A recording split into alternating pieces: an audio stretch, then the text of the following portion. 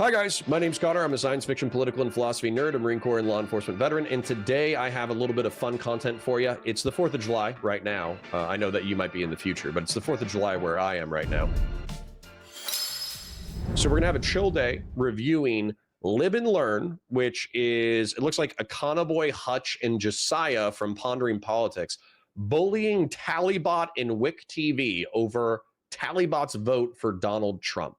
And apparently it's a wildly unproductive panel debate, but we should be able to interrupt intermittently and evaluate the arguments and make fun of the people involved. I love some of these people, so I will be, you know, having fun with it. I won't be too mean about it. But without further ado, let's check out how this panel went.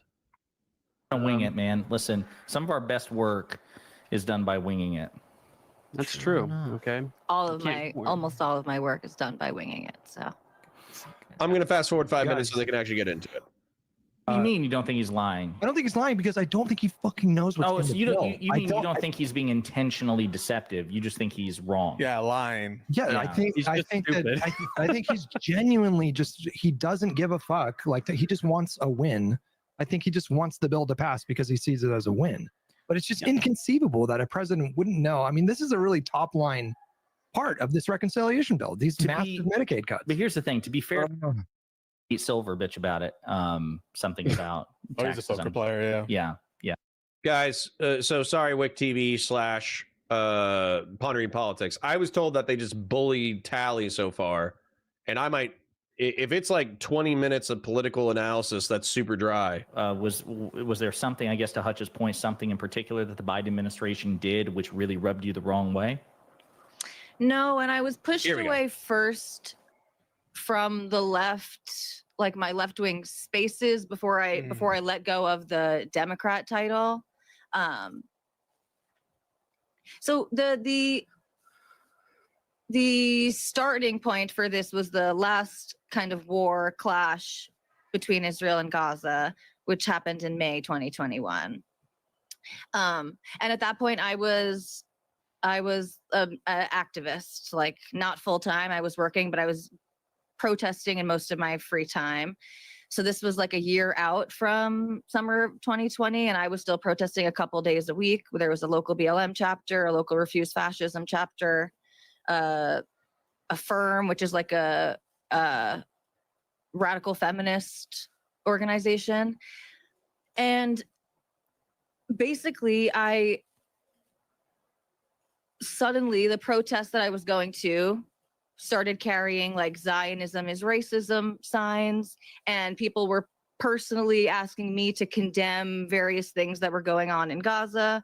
And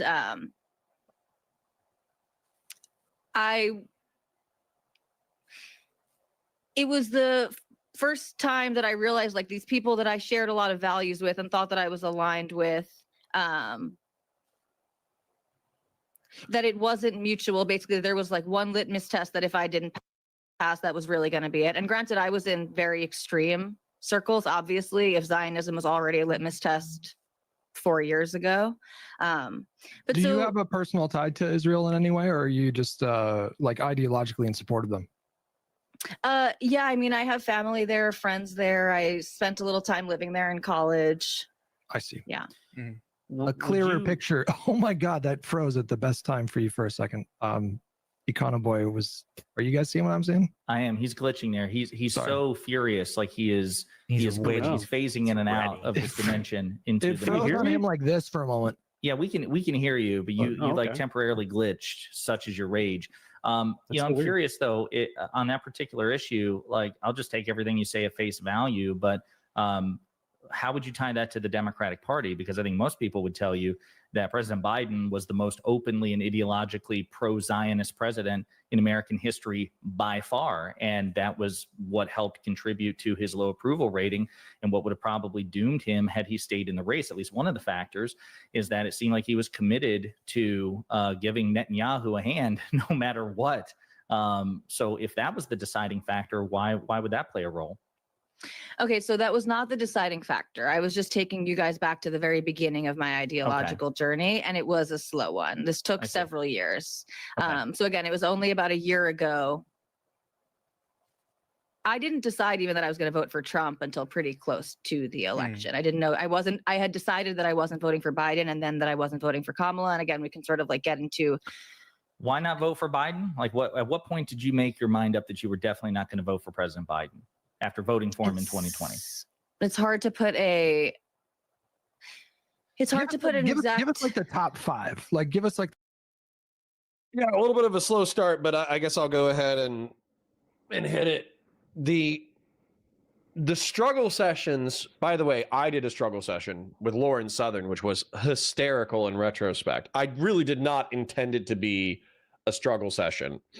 But there's something called the Great Replacement with Lauren Southern, where I got one of my buddies from Discord, Gassim Eligid. He's a Sudanese immigrant to the United States who worked in a think tank for Sudanese foreign policy. And, overall, like a really good guy. We just got in a call with Lauren Southern, and we basically reviewed her Great Replacement stuff. And we talked about the geopolitical pressure that actually caused Middle Eastern and North African, mass immigration. And we talked about basically whether or not it was because of the Jews or a giant nefarious plot to destroy the white race. And we kind of struggle sessioned her into acknowledging that, like, there are infinitely more geopolitical factors than the Jews control the world, and they're trying to erase the white race through mass immigration and miscegenation. Now, she never said any of that stuff explicitly, but there's obviously large swaths of Lauren Southern's audience that they inferred that from her content. They inferred that Jews had caused conflicts in the Middle East in order to shore up their own power while simultaneously taking Europe and the United States down a peg through mass immigration of Middle Eastern and North African folk. And so we just struggle sessioned over that, over whether or not it was geopolitically complex. But I'll say that it is like a massive turnoff for tons of people to have an ideological disagreement, and then they just try to bully you out of your perspective for hours. Now, the truth is, I love that, though. Like come bully me. Have 4 or 5 people like try to convince me that I'm wrong. And if there's something that's compelling that you can offer me that will make me change my mind, I will change my mind or concede that your position is stronger than I previously thought. However, if I'm still right at the end of the day, or I still think I'm right at the end of the day, I'm going to tell you to fuck off. And so, yeah. Taggerun's like, Connor gets off on that shit. A little bit. Not sexually, but yeah, I enjoy it. I enjoy people trying to gaslight me into positions that I think are bullshit. So anyways, with Tally, it seems like she was able to articulate fairly quickly, like the timeline of why she's flipped. And this isn't the first time that I've heard this from Jewish people, right? Like Kay, I don't know if Kay is Jewish, but she was saying that she had a similar experience around the same time. And then also I know Aristocracy as well. Brianna, even though Brianna's not Jewish, she was repulsed by the anti-Semitism around October 7, 2023. And several other people, they're actually shocked by like the virulent bigotry that popped up against Jews, specifically around October 7, 2023. And it was so repulsive to them that they were like, oh shit, I thought I was a dyed-in-the-wool leftist. I thought I was a dyed-in-the-wool progressive.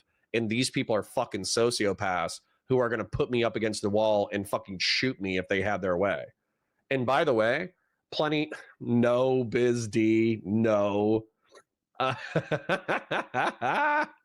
You guys are goofy. But what was I thinking? Like the ideological purity testing and freakish zealotry, I have to say, I kind of celebrate people like Kay and Tally and Brianna breaking from the ideological zealotry, because the truth is, like, that's what I've been complaining about for a decade. And that's what I'm complaining about on the right now, is effectively you've taken like religious tribalism and you've put it into politics. So when LB pops into chat and she's like, religion is the #1 killer of everyone throughout history, it's like, maybe, but at the same time, the tribal instincts that are present in religion that led to massacre are present in politics as well. So Dan S says she's libbing and learning, apparently. Will QC says, happy 4th Grill Hottest. Our greatest day of faith is upon us. May our coals stay hot, your beer stay cold, and you keep all your fingers when blowing things up. That should be a prayer. I would pin that to the chat if I knew how. Sacred Snow says conservatives are all for bullying unless it's bullying them for being MAGA. What happened to bullying weeds out the weak? True. True and based. Kay says, yes, I'm Jewish. Gotcha. Brianna's not Jewish. She's Asian. No, she's not. She's white. She just married an Asian guy. Everybody thinks that she's Asian because she took her husband's last name. Fashion 40 says, it was insane in NYC. Lost a lot of friends because of how critical I was on the reactions to October 7th.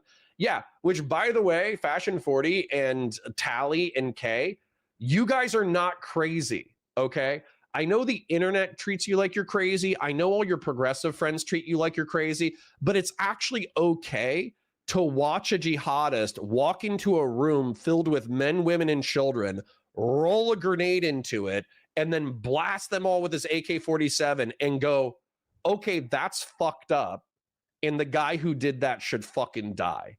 It's okay to believe that. Whereas I swear to God, some leftists were like, what was he gonna do? His geopolitical circumstance just meant that he had to murder men, women, and children.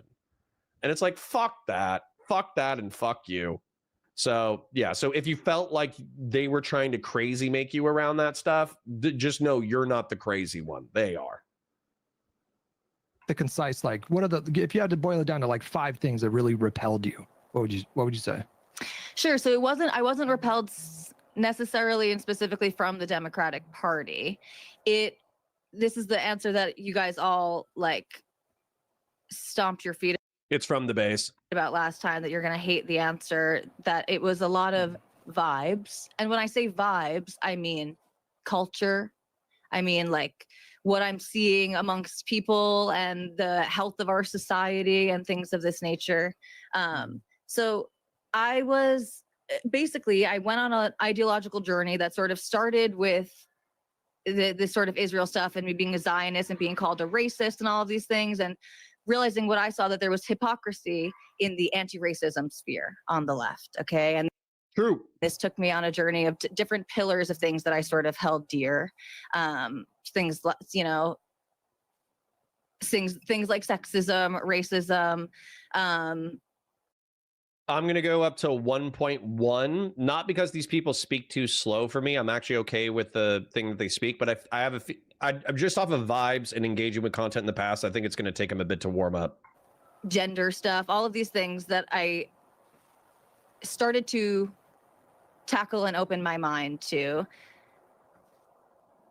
This is a hard thing to narrate, right? Because it's so easy to like cling on to one thing. It's like, so why did that one thing push you away? But my ecosystem of who I was listening to and what I was listening to changed, right? And so I stopped watching MSNBC and CNN, and I was listening more to podcasts, and not right-wing people. I was listening to like heterodox liberals, basically, like liberals who were saying things that were a little bit outside the norm on wokeism and stuff like that. So people like Jesse Singal and Katie Herzog, and these gentlemen aren't necessarily liberals, but sort of libertarians like Michael Moynihan and Camille Foster and Matt Welch.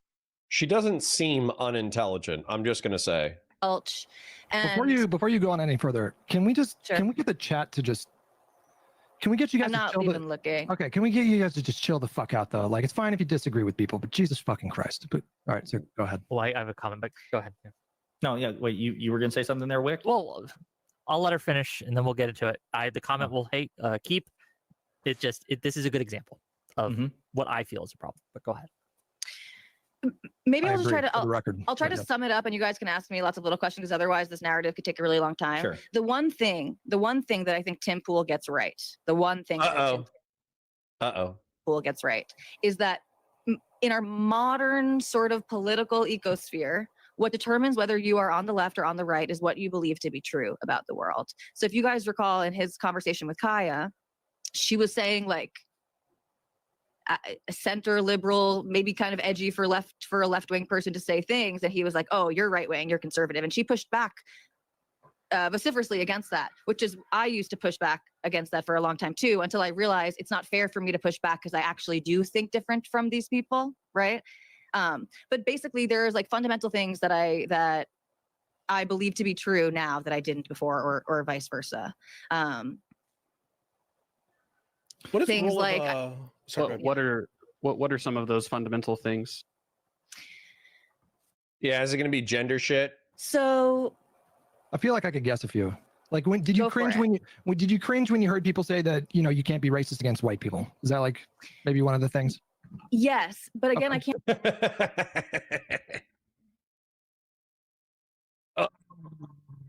FD Signifier. Where's FD Signifier when you need him? You know, he was in chat yesterday. He was talking about the systemic definition of racism with Sitch and Adam, and we had a fun day yesterday with that. You know, I wish we could get FD again. Oh, I should have asked PF Young for the contact. I think he has FD Signifier's chat. But yeah, that's absolutely one. I'm gonna check in with chat though, because again, it's taken them a little bit in order to actually get into the content. Kay says, gender stuff was the main thing that began my ideological shift, though. I have said I'm glad I had left before 10/7 because it would have been an awful wake-up call.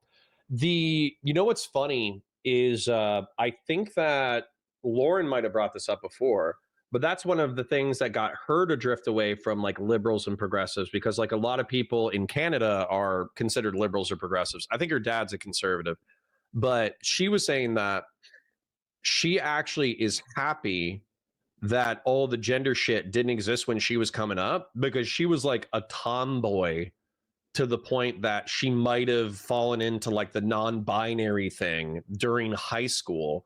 But then she just realized, like, you know, because society didn't really have the non-binary language at the time, eventually she was just like, well, I'm just like a slightly masculine chick.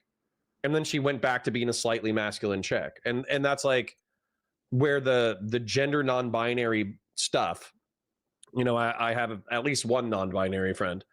The non-binary stuff, it kind of opens it up where like gender quote unquote non-conforming people, if you're a feminine dude, it's okay to be a feminine dude, even if you're straight, even if you're gay. Like if you like chicks but you're a little femme, it happens. Okay.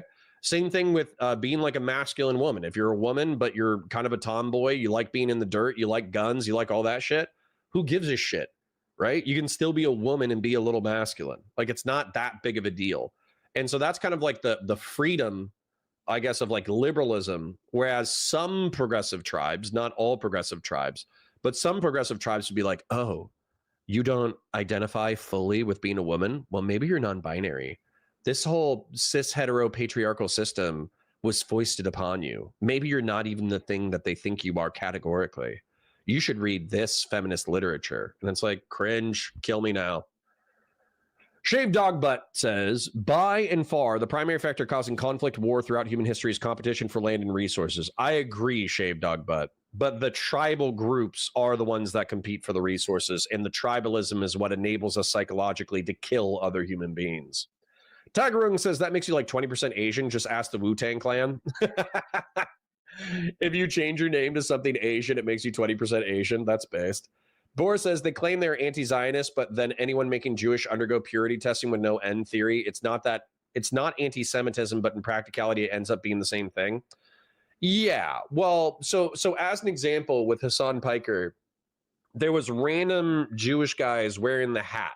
I forget what the hat's called, but there were like two Jewish guys walking around wearing the hat, and they were going to like some New York college, and he was laughing as they're being like verbally harassed for being Jewish and by proxy being Zionist shills. Now, statistically, they probably are Zionists. They probably support the thing of the existence of the state of Israel. However, is it just okay to like see somebody from a different group and then just like verbally harass them? Like, because I have some criticisms of Islam, do I get to see like a hijabi or a niqabi and just be like, hey, hi, hey, Muhammad dated Aisha when she was way too young. Like, peace be upon him. You know, like, do I just get to verbally accost random Muslim people because I disagree with their religion? Like what is this? Like what? And that is the kind of shit that I think Tally is pointing to. Can't emphasize enough after years of saying that myself. After saying that you can't be racist against white people. And so these were things that I believed for a long time. But yes, I took a lot of issue with what I saw as racism in the anti-racism movement. I was listening to people like John McWhorter and Coleman Hughes, people who were pushing for like a colorblind approach to racism in America. You should probably steer away from Coleman Hughes, just for the record. He gets really basic facts wrong.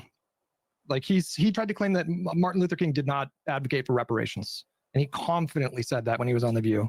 And he could not be more wrong. Like there are so many explicit quotes of him calling for that. So I just want to try to steer you away from him. He seems a bit silly.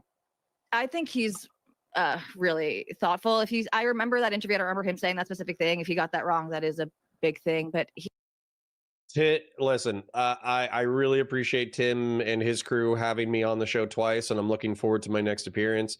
Tim can offer some insights, but I do not find him particularly thoughtful. He did, and it was shockingly wrong. Like anybody in the chat, just look up. Did Martin Luther King advocate for reparations? There are dozens of quotes of him calling for it. Yeah. Okay, so an example is that you can't be racist against white people, and you find that cringe. I'm just trying to tie that to the inevitable voting decision. Obviously, we have to get more context. So let's get some more accountable. You had some questions for her as well? Not really any questions. I mean, obviously, I disagree with the line of thought really that she has. But I mean, of course, that's the case. We voted differently. But in general, like Josiah said, right? So I tie that into actually voting for Trump in 2024. Like, what was the hope? Like, what was the hope that essentially, like, what did you hope to accomplish by doing that? And do you think that over the last 6 months that has in some way been accomplished, or, kind of walk us through that? So, I mean, as I stated earlier, I part of this was a sort of protest vote to a certain extent. I live in a very blue state. My state has only gone red twice ever in the presidential election. That was for Nixon and the second Reagan term. So I knew there was a very good chance that my vote was not going to influence the outcome of the election. And if my state flipped, then, well, I wouldn't be the only person held responsible, obviously, in that case. Am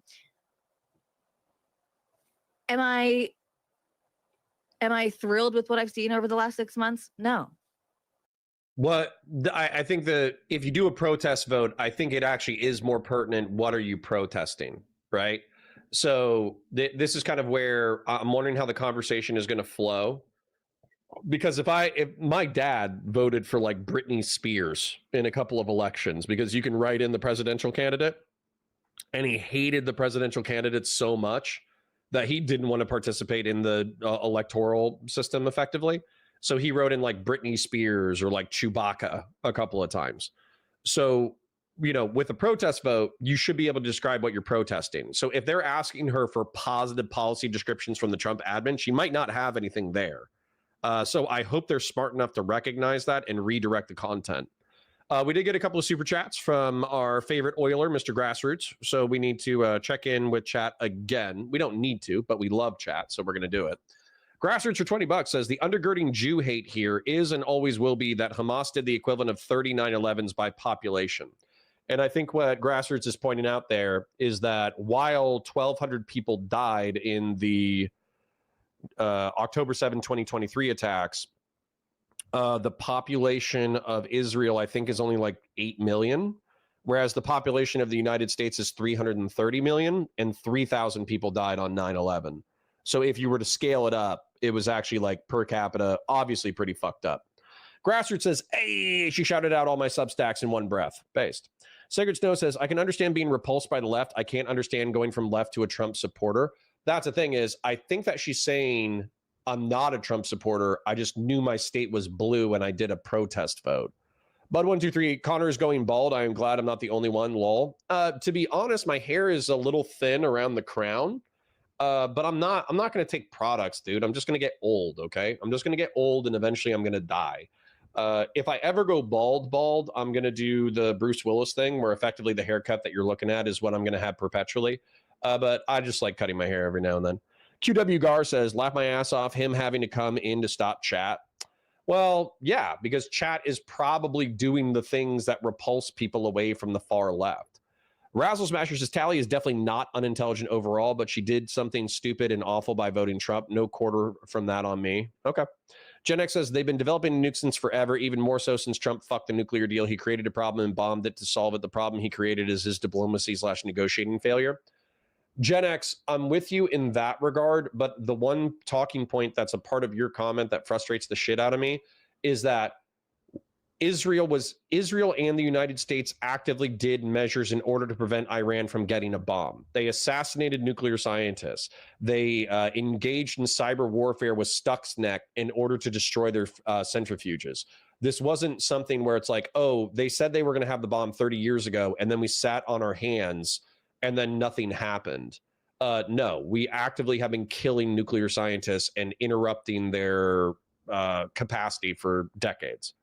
Jack Darko says, wait, FD was here? Yeah, we were watching the content and then he jumped into chat. Tagarung says, FD can smile mob criticism from a country mile. Yeah. Yeah, that's funny. All right. Back to the content. No. What you expected. I don't really know what I expected. No, it's not what I expected, but I didn't have very high expectations either.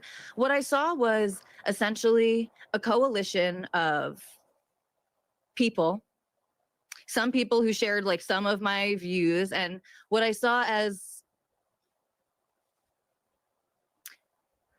yeah, like a sort of a larger movement that I could see myself in. It didn't seem to be like the same Republican Party that it had been. There were, autistic,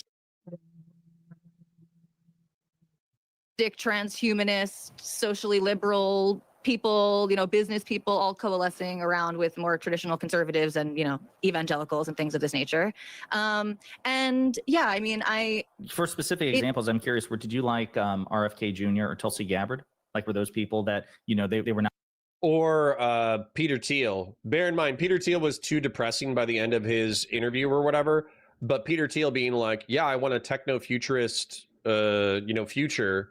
And I just saw the Trump admin as a disruptor that would allow me to make the federal government chaotic enough that I would have a reduced tax. He didn't even say this, but this was my inference, that I would have a reduced tax burden and reduced regulation, so I would be able to do what I want in reference to tech futurism research.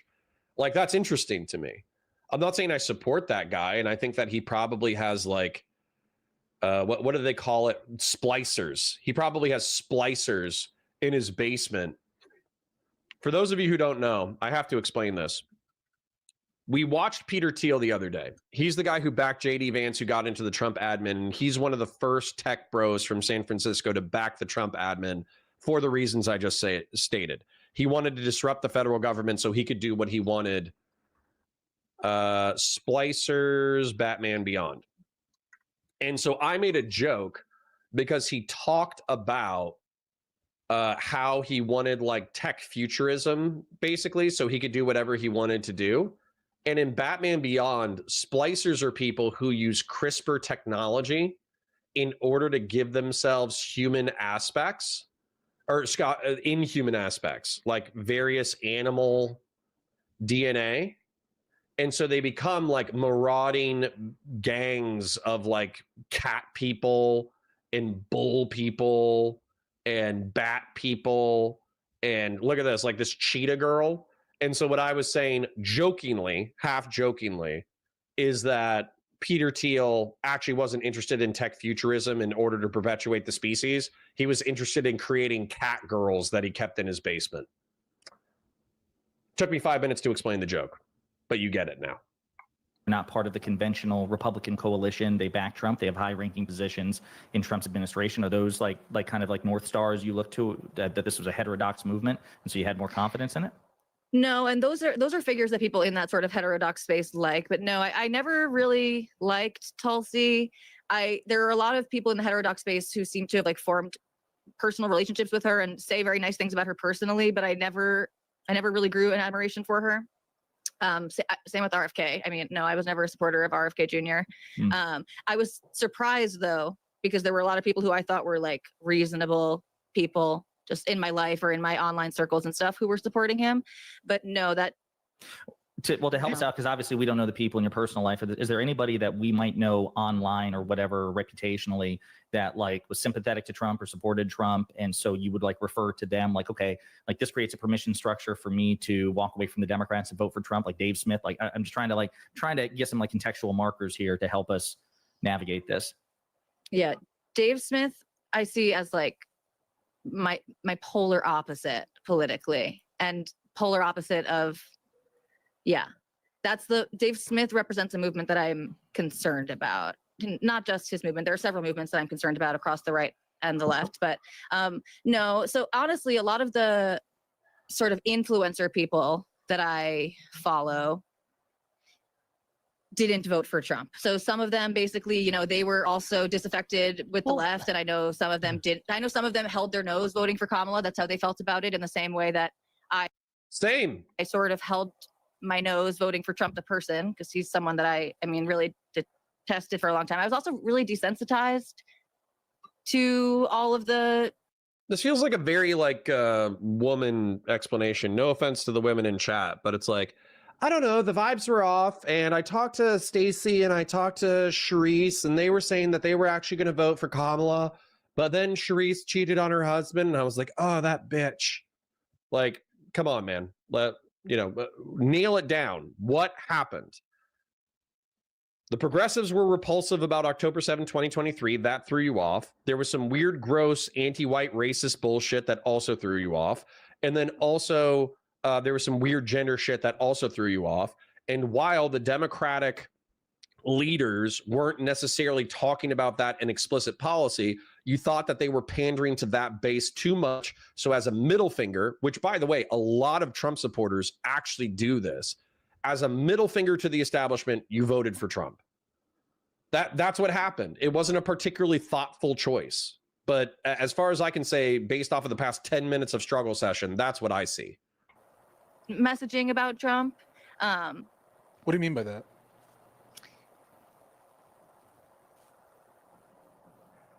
Come on, Pisco, start bullying. Let's go. I guess all of the media Trump's a Nazi, Trump's this, Trump's that. Is that what you mean? Sure, right. Starting from his first term, and then leading up into the 2024 election, and just like that, this is democracy is on the line, basically, and Trump is Hitler, and these things, I think, desensitized a lot of people. Well, democracy's on the line, and Trump isn't Hitler, but he's definitely an asshole. I was going to ask, Josiah was saying, who in the influencer class, excluding your family and friends. I'm going to ask you about your friends and family. I remember back in 2015, 2016, I was writing some articles basically saying that, because there were a bunch of people, I don't know if you remember, like criticizing people who wore sombreros who weren't Hispanic, and people who were like talking about costumes and stuff. Anyway, I was like writing articles and saying like, hey, we should like do free speech, and it should be like not this racial thing. And I was kind of against that identity politics. I remember very vividly. Good for you. Oh, thank you. Like people in my orbit who I consider my friends, like I like losing a couple friends. They were like, you're an Uncle Jose, like because you're Uncle Jose, dude. That's crazy. Yeah, because I'm Hispanic, and they're like, so why are you doing this? Why are you siding with these people? People call me contrarian sometimes. But anyway, my point is, did you lose any friendships? People around you. Do you recall moments like of your feeling ostracized or things like that? You mean after voting for Trump, or no, like in this lead up, because you're describing a kind of like an imprecise moment. It's not like really policy based or like a specific policy, and you're literally saying it's vibes based, and you're bringing up multiple times like the people in my orbit, the circles I was in, the places where I was protesting, I was hearing things I didn't like, and so I'm asking you about that. Like, was there a feeling of ostracization that like from personal dynamics, personal relations, people you work with, people that you see? Yes, certainly. And again, most of that happened up front and before I, like at least a year, probably 2 years before I was really done. 2 years, maybe closer to 3 years before I was really done with the left. So yes, I lost, none of them. Okay, sorry.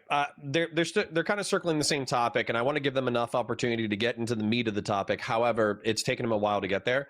But this is where I think that a center-left, center-right coalition could do well. Okay, so the fringoids on the far left.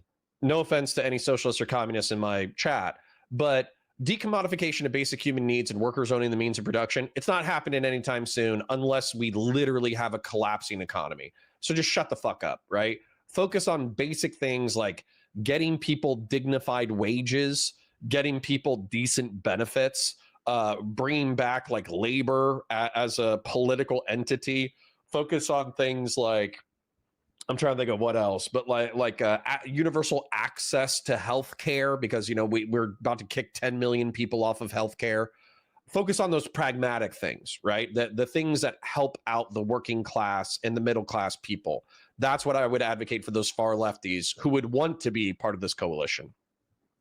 When it comes to liberals, I think it's just going to be reinforcing the social institutions that make America great, making sure that the Constitution is actually followed, making sure the courts actually hold the right wing accountable, et cetera, et cetera. And maybe we can add in a few progressive things about being nice to the gays and the transes and all that jazz.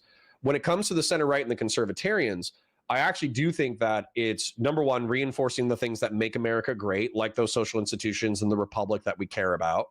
And then I think it also has to do with economic dynamism, which can go over to the abundance libs, because you now have liberals who want to cut up the red tape that prevent like infrastructure projects that actually kickstart the economy and pour jet fuel on the economy.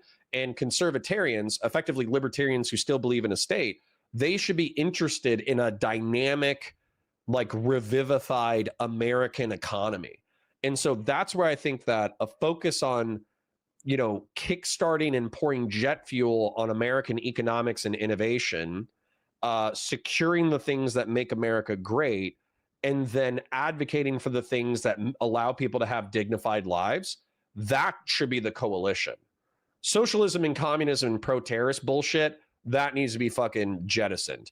Pro-fascist, neo-monarchic, fucking Trump dick-sucking, sorry for being vulgar, that should be ejected. And that should be the lib left, lib right coalition. And I expect that Pisco, it wouldn't be far left enough for Econo Boy. It wouldn't be progressive enough for Josiah and Pisco. And it would probably be perfect for Hutch. And then it would probably be perfect for Tally. And so that's where I think that these people exist. And not only do they exist, they could become passionate advocates for this kind of center-left, center-right coalition. Now, because they're taking a while, I know that I just went on a rant, and normally I let the content play for flow, but this is July 4th. It's a holiday. I parasocially love you guys, and I'm mostly here to hang out with you anyways, so I'm actually going to catch up with chat a little bit. Kay says, I have 3 teens who all went through a period where they thought they were trans. That's what made me think there was a social aspect to it, and my views on how to deal with trans youth radically changed. Yeah, experience is the best teacher. Fung Dark says, if you don't play by Hamas's rules, you are an IDF bootlicker. Yeah, exactly. You have to choose between IDF war crimes and Hamas terrorism, which obviously most people are not going to be down with. Gen X says there are still feminine dudes. They call it non-binary, and that is like not in the top 100 issues we need to address politically. Distraction to keep people voting against their interests. Sure, I agree with you, but I'm just saying that normalizing a culture in which feminine men can still be heterosexual men and masculine women can still be heterosexual women, it's not bad. Grassroots says, $20. Thank you for the donation, King. Fem NBs get my one singular pronoun, which is dog. Not D-O-G, D-A-W-G, like a homie. That's funny. Patriarch says, well, you see, they're brown and Jews are white. So, yeah. So you can be racist against Jews because they're honorary whites. True. Sacred Snow says, you're still talking about Hutch. I don't know what that's in reference to, but probably not. Dark King says, this might be a dumb question, but was Lauren Southern genuinely a white nationalist back in the day, or was it just a really extreme audience? I have no idea, to be honest. I don't. She was hanging out with Generation Identity, which are ethno-nationalists who wanted remigration. So I don't know if she was hanging out with them because she thought that they were like interesting and cool, or if she genuinely believed what they believed. But what they believed is that like France, England, not even England so much, but like France, Spain, they all have like an ethnos. They have a cultural history rooted in common culture, language, customs, etc. So when you bring in other people, it changes that dynamic. And so what they wanted to do was actually, rather than integrating people into a new ethnos, which actually P.F. Young yesterday called ethnogenesis, which I thought was beautiful. They want to actually excise those people and send them back to their countries of origin. And she spent a lot of time with those people. So I have no idea if she genuinely believed it or if it was like a political fascination. Fashion 40 says, definitely confused as to what LB believes in. I've been here 3 to 4 weeks since the MIB debate and can't figure it out. Well, good luck. LB is kind of an independent progressive. Rick Montana says, there's a lot she's leaving out about her journey. She told NSC about last night she stays away from here. She also finds Curtis Yarvin, Sargon, and Candace Owens intelligent with good criticisms. That's a red flag for me. Candace Owens is a fucking moron. Yeah. So, scrolling. Bud123 says, Glenn Lowry, the Glenn Show podcast is the best woke contrarian podcast. I was listening to it during the pandemic and knew I wasn't crazy to oppose wokeness. Interesting. All right, then I'm just going to get to the next super chat. And here we go. Hegemon for $20. Have a great 4th, everyone. Yes, go eat hot dogs and go eat hamburgers and cheeseburgers. All right. Did Connor join the Klan or is he streaming from prison? What is even going on here? Yes, I'm in Alligator Alcatraz. I'm incarcerated right now. We're like close best friends, thankfully. I found that most of the people closest to me, well, first of all, I grew up with a lot of Jews. Okay, so most of the people that I grew up, I'm from New York. Most of the people that I grew up with were the same liberal Zionists, basically, that I was. But I lost all of my activist friends, and that's like a silly term, but this was real life, right? This wasn't just like this wasn't internet activism.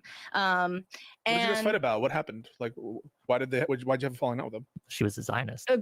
Yeah, I was a Zionist. I wouldn't. Did you talk about that? Was that like? Wait, you should define what Zionist means, because some people say it means something. Like, what do you mean when you say that term? Sorry, Pisco. I just want. The state of Israel has the right to exist. That I believe that Israel has a right to exist as a Jewish state. Okay. And then was this something that that you guys were talking about a lot, or something that it was a sticking point? There was a. It's silly to call it a war now in hindsight compared to what's going on right now in Gaza, but there was a small war. There was a exchange of fire. If you remember the word like Sheikh Jarrah and all of that stuff was going on, and there were a bunch of missiles that were launched into Israel, and then a bombing campaign for several weeks in Gaza. And the groups that I was part of just reacted to this. Like there were marches that were taking place in my city, from my city to Gaza, from here to Al-Aqsa, the march to end colonization. And so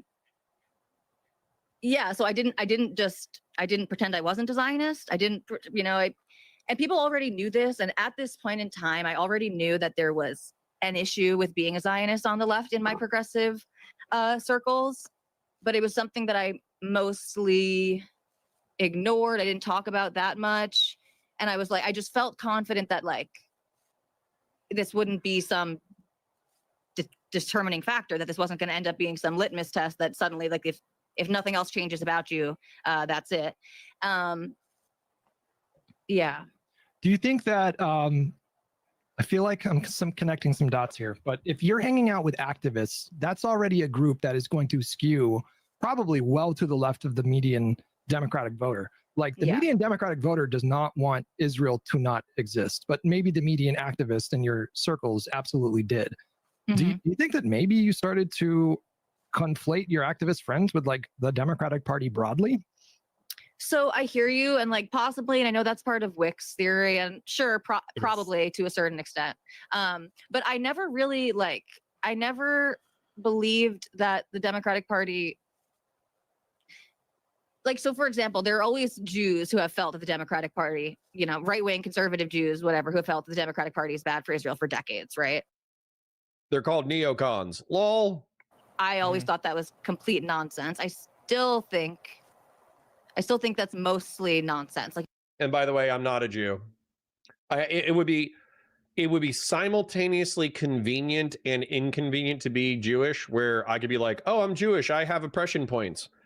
You can't criticize me. I'm a minority. And then it's also wildly inconvenient where people would be like, oh, you're bought and paid for by Mossad. And it's like, no, I'm actually just Irish. I'm actually just very boring, normal, Northern European white. Moving forward, whatever the next iteration of a Democratic administration would look like. So I didn't vote because of Israel. Like that wasn't what I voted about. And again, I didn't see like the Democrats as evil. And I agree with you, the people that I was interacting with were on the extreme. The way that I view the world just kind of changed. And yeah, that can you give us an example? So like one thing you believed before this shift and that you no longer believe. So you mentioned anti-racism, there's racism and anti-racism. Give us another example. I feel like we're going everywhere and we're just hitting like XYZ, but it's like a constellation. We gotta focus, right? We gotta focus. Yes, thank you, Wick, for moderating. Give us a specific example that we can kind of latch onto and maybe discuss, right? Of a thing that you believed about the world before that you no longer believe, or a thing that you didn't believe then and but now do. Yes, thank you. Sure. So let's give like the James Damore example, basically. I think most of the discrepancies that we see, that we see between the sexes in different domains of work and achievement and preferences, basically, that I think most of this comes down to differences, evolutionary, biological, and psychological differences between the sexes. I saw a grimace over here, but I'm liking this. Go, Tally. Go. I don't think that these things are bad things. And the type of liberalism that I want, the type of liberal that I see myself as is every single person should actually have access to do whatever they want to do. I don't want anyone to be restricted. Fringe. We should not just whatever you want to do. We also have to balance responsibility with freedom, but we're close. We're cooking. Doing anything because of their sex or gender or race, religion. Okay, talking about equality of opportunity. Okay, base. Keep going. And all of the obvious things. But I have come to resent the amount of time that I feel that the left spends on trying to reach some type of representative outcome. Demographically representative outcome. Yeah. True. I don't think it will ever happen. I don't think it's a worthwhile mission. True, Tally, true. So when Joe Biden said, for example, I'm going to select a woman to be my vice presidential nominee, I'm going to select a black woman to be on the Supreme Court. Did you resent that, prior to voting for him, or did you notice it? Or are you saying that it bothered you more after the fact, or you noticed it more after the fact? When I say after the fact, I mean post inauguration. Right. So again, my ideological turn started after Joe Biden was inaugurated. Right. So do you remember thinking about that in the moment and being like, why is Joe Biden saying we're going to pick a woman? No, Pisco. I was like, hell fucking yeah, we're gonna have a black woman in the Oval Office. What about with justice? And I still feel that way. Like I still I mean, how do you reconcile that? Because it doesn't need to be forced. I actually think it's very easy to reconcile. There are plenty of competent. Well, that's the point. That's actually what I was about to say. Is he could have just done that and not said anything. He could have just done that. He could have just done it, right? You can just select a super competent, black woman, for example. Well, he was asked the question, and that answer to his question was probably really important to a lot of voters. So right, it was in advance. I don't want to say. All right, I love chat more than these guys. Sorry, Lib and Learn, you're taking too long to cook. DD22E says, hey, Connor, off-subject question, but how likely do you think Trump could cause a second Great Depression? I think we're going to hit a recession. For sure. I think that we actually, what was it? The jobs numbers were supposed to be positive. 100,000 jobs added to the economy, and we actually lost 33,000 jobs. I think this is just the beginning. I think that if they continue the crackdown on immigrant labor in the agricultural industries and the construction industries, and if they don't create a program in order to give people work visas, there will be price shocks in agriculture and in construction in the next 6 months, and it will cause a mini recession. And then what's probably going to happen is Trump is going to continue to secure the border, but the mass deportation operations are not going to be related to agriculture and construction. Christian Blair says Connor is principled centrist, but he will indefinitely embrace the neo-Nazi look, which is fair given what having too much hair does to Florida men. True. Jenik says, well, plus Teal already had defense contracts and knew Trump would expand them if he got on board, and also he was able to install a puppet within the admin. Relatively speaking, that's true. I think that in the interview, though, we saw that Peter Thiel was actually really disappointed with how little he was able to move the needle. He did not expect to move the needle very much, but he did seem like actually pretty disappointed with, you know, you spend like tens of millions of dollars in order to get somebody into office, and then you move the needle like this much. And so he actually said that he vacillated between whether or not trying to buy political influence was even worth it. Grassroots for another 20. Thank you, King. I missed FD, but he actually is a sweetheart on whatever political positions lets me FD Signifier and Peter Thiel simultaneously. Yeah. I actually think that, weirdly enough, I think Peter Thiel and FD Signifier and me having a beer on the 4th of July and setting off fireworks, that's my ideology. 4th of July Americanism, grillhodism, that is Americanism, is whatever allows us to come together as Americans and blow up fireworks and eat grilled food together is what we need to do. Bizdy says, I was thinking of Bioshock splicers, but they are literally the same thing. Based. Sacred Snow says, laugh my ass off. Dark King says, laugh my ass off. I'm late on chat, so I'm assuming you guys are laughing about me talking about Peter Thiel keeping cat girls in his basement. Tagarung says, yes, Connor, this is the most female engagement with politics of all time. Thanks. Like, I agree. It's like, the vibes were off. The vibes were off. Sex in the City goes red hat. Yep. Gen X says, Bud123, it is normal for your dominant arm to be bigger. Interesting. Rises with the 25 Hong Kong. Thank you. I am sorry as someone who's anti-SJW for the last 15 years. You will never see me voting for Trump or think Dems or lefty are more racist than MAGA. Yeah. That's the problem with contrarian vibes-based politics. Mr. Hater says, people voted for Trump because 4 years of Kamala laughing and being a woman was enough for any rational person. Come on, 4 years of Kamala prattle. You know what's weird is I did find Kamala when I didn't need to vote for her. I found her to be obnoxious and annoying and have a laugh and some West Coast elitist shit. But when I realized that she might be the president compared to Trump, I was like, there was something in my brain that flipped a little bit where it allowed me to view her being cringe in public as kind of endearing. Like, I'm going to play something for you, and I'm sure that like the chat will literally be split right down the middle. But what is it? Kamala Harris phenomenon. So I like Chappell Roan. I think she's a good artist. I think that her lyrics are kind of cringe, but that's okay because she's actually really talented. So hold on, let's take a look at this and see if it's actually funny. I don't know what's wrong with you young people. You think you just fell out of a coconut tree? You exist in the context.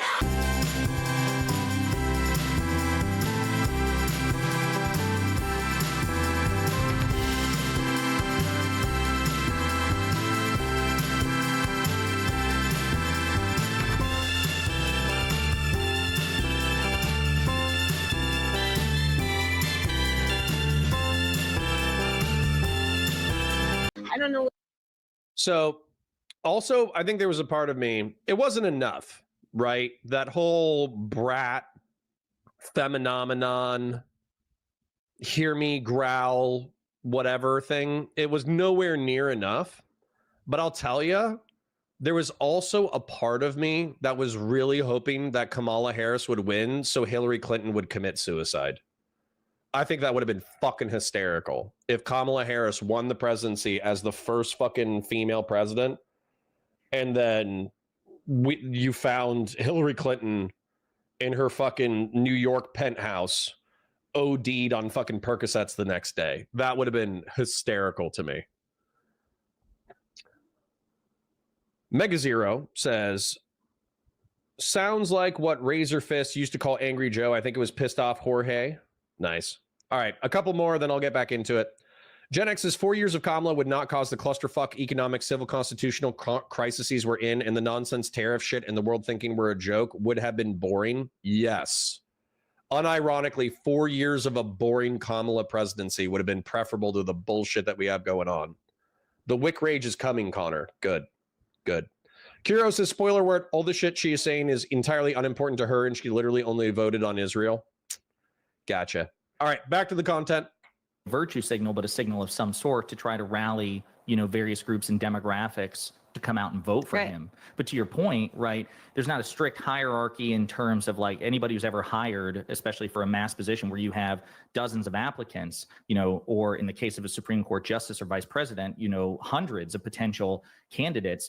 It's not like a total linear thing. You almost have tiers of competence. It's hard to like say this person is emphatically more competent or more experienced, has a better resume than this person, than this person, than this person, like a rank ordered list. And so to your point, right, I agree. It's easy to reconcile. If you say that you're going to pick a black woman as your vice president or as a Supreme Court justice, there are probably dozens or hundreds, maybe thousands, depending on the field, right? Maybe more, who have the resume. I mean, Ketanji Brown Jackson. Sorry, old school says 10 million people aren't about to be kicked off of healthcare. If you read the CBO report, you would know that's not true. CBO Medicaid cuts.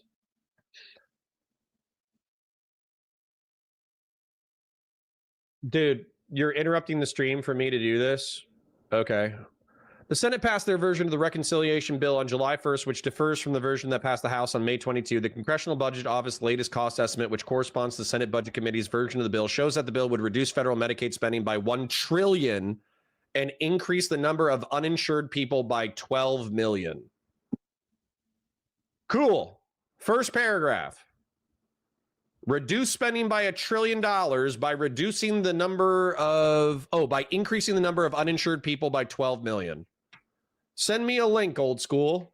Literally, I thought I was going to have to kill myself by reading this entire thing in order to find the data point, and the first thing that pops up is this.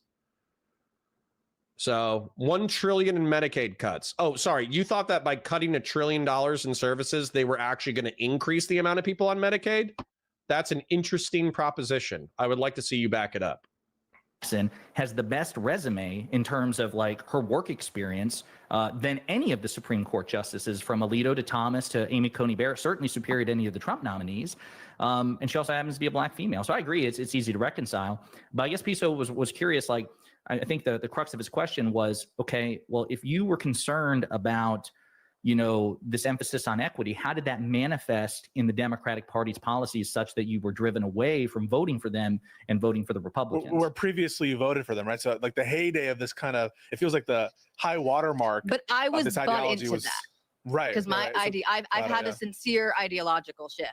That's what I'm trying to express. As I'm understanding, like, you might agree with my characterization, perhaps, that the high watermark was pre-2020 election, but you feel like you were in that and you were a supporter of it, and hence the movement away from that afterwards. So in retrospect, it's not a contradiction for you because you've changed your mind and now you don't have this view of the equity or forced diversity or whatever. Do you feel like the Zionism aspect of it like led you to question it, like what you were seeing with your protester friends, that was causing you to re-examine stuff? When did this come, or was it, like you mentioned, going and listening to a bunch of podcasts and hearing this message? Do you track it like that, or is it you're not sure of the causality? So again, I track it in the beginning as like starting to listen to podcasts, and even that was really slow because like the Blocked and Reported podcast is the one that I was mentioning before with Jesse Singal and Katie Herzog. Are any of you guys familiar with that podcast? Yes, I am. Loosely. Okay. No. Okay. No, well, I know Jesse Singal pisses off a lot of people. I know they do a lot of trans stuff. Yeah. Okay, and I was listening to a ton, just like going through the archives of the Intelligence Squared debates. So I went through like a bunch of their British debates, and then I found out that they have, Intelligence Squared in the US, which is now called Open to Debate. They're still going, and I still subscribe to that. And so that was like transformative for me in many ways, because what I felt when I was exposing myself to some of these debates was that I had never really heard the best faith arguments from the other side on many of these things. And some of these things were ideas that I had held closely, and others were things that I hadn't thought much about, but were taboo in some way. And I it just came away feeling like I don't need, like I need to think more deeply about a lot of these things, basically. And so it's like I got rid of my presets to a certain extent. And so you were used to criticisms that sounded like, oh, they just hate trans people because they're bigots or whatever. They are, like Donald Trump. Yeah, they're obsessed with people's genitals. Then you heard these different takes that explained it in a different way, and it got you to question, like, wait a second, I used to think that, and that kind of like, yeah, I can kind of see where the wheels are turning here. Makes sense. Like, what are some of the examples of? There's a super. Can I just real quick? There's a super chat directed at Tally from Doobie. It says, "Why does it matter which party or president would be quote better for Israel? Shouldn't we be voting for a president or party that is better for Americans?" Yeah, so I don't know if you were listening, Doobie. I said the exact opposite. Yeah, that I don't think. Well, first, maybe I didn't make it explicit that I don't think Americans should be voting based on Israel, but I did make it explicit that was never what my vote was about. Got it. So go ahead, Hutch. In chat, we got people saying that basically like that is ultimately what her vote was, but here she is saying the opposite. So give me an example, because I think we're still trying to get a handle on like the shift to like what it looks like. So like, I know there are certain things that really trigger the fuck out of me. Like chat can stun lock me with a few different takes, like any kind of like saying that Bernie was like robbed of the nomination in 2016. I'll fucking rant for like 2 hours on this, and I'll argue with chat or whatever. So like, what are the current takes you hear from the left that trigger the fuck out of you? Good question. Why is she taking a deep breath? You sounded pretty triggered when you came into the WIC panel, like for example. So like, I can't remember what we were talking about. But, like, you sounded triggered? Not triggered. So the one about violence during protests. Yeah. Typical male feminist sexist language. Yeah. No, I didn't mean I get triggered. I mean like it got you like upset. Dude, triggered is not. Don't take, dude, I get triggered all the fucking time. Don't take that as an insult. I was hysterical, histrionic. Yes. I wondered if you were no, never mind. I'm sorry. Throw a tampon. No, so yeah, I mean, Charlie and the other gentleman whose name I forget were advocating for political violence, basically. So yes, I resent that tremendously. And this is an issue, obviously, not just on the left. But there is a casualness which, with the left, says that political violence is okay. And by the way, I can understand some level of political violence while still thinking it's bad. So for instance, like let's take the Luigi Mangione narrative, and let's not make any presumptions about the truth of the matter. Let's just look at the narrative. If it was true that a healthcare CEO created an algorithm-based denial system that would knowingly deny claims with merit in the hopes of either delaying or denying care that was technically justified under the policy, that would result in the injury or death of hundreds, if not thousands, of human beings, then I think it is logical that one of the human beings hearing of that story would freak the fuck out and then go kill the CEO. It's logical, it's understandable, and to a degree, it could be morally justified within the mind of the attacker. He injured or killed hundreds, if not thousands, of people knowingly. The legal system is not going to hold him accountable. Therefore, I'm going to hold him accountable through extrajudicial violence. That's probably what Luigi Mangione said to himself before he conducted the attack. However, we can recognize as a society that we don't want to live in a culture where extrajudicial violence is the norm. And so we can say, okay, Luigi, we understand why you did what you did. You're still going to be either put to death under capital punishment, or you're going to be incarcerated for 20 years to life. I think those are not contradictory statements. Checking in with chat, because again, it's taken them a while to get into the meat of the content. Dr. Plague Doctor for $10. Thank you kindly for the donation. Happy birthday, America. Just got back from work and have the rest of the day off. Very based. Already went to check on the local fair and got rickrolled by a band of police officers. Enjoy a beer on me, Connor. And then basically did the California thing. Yeah. So I'm going to thank you guys have been extra generous today.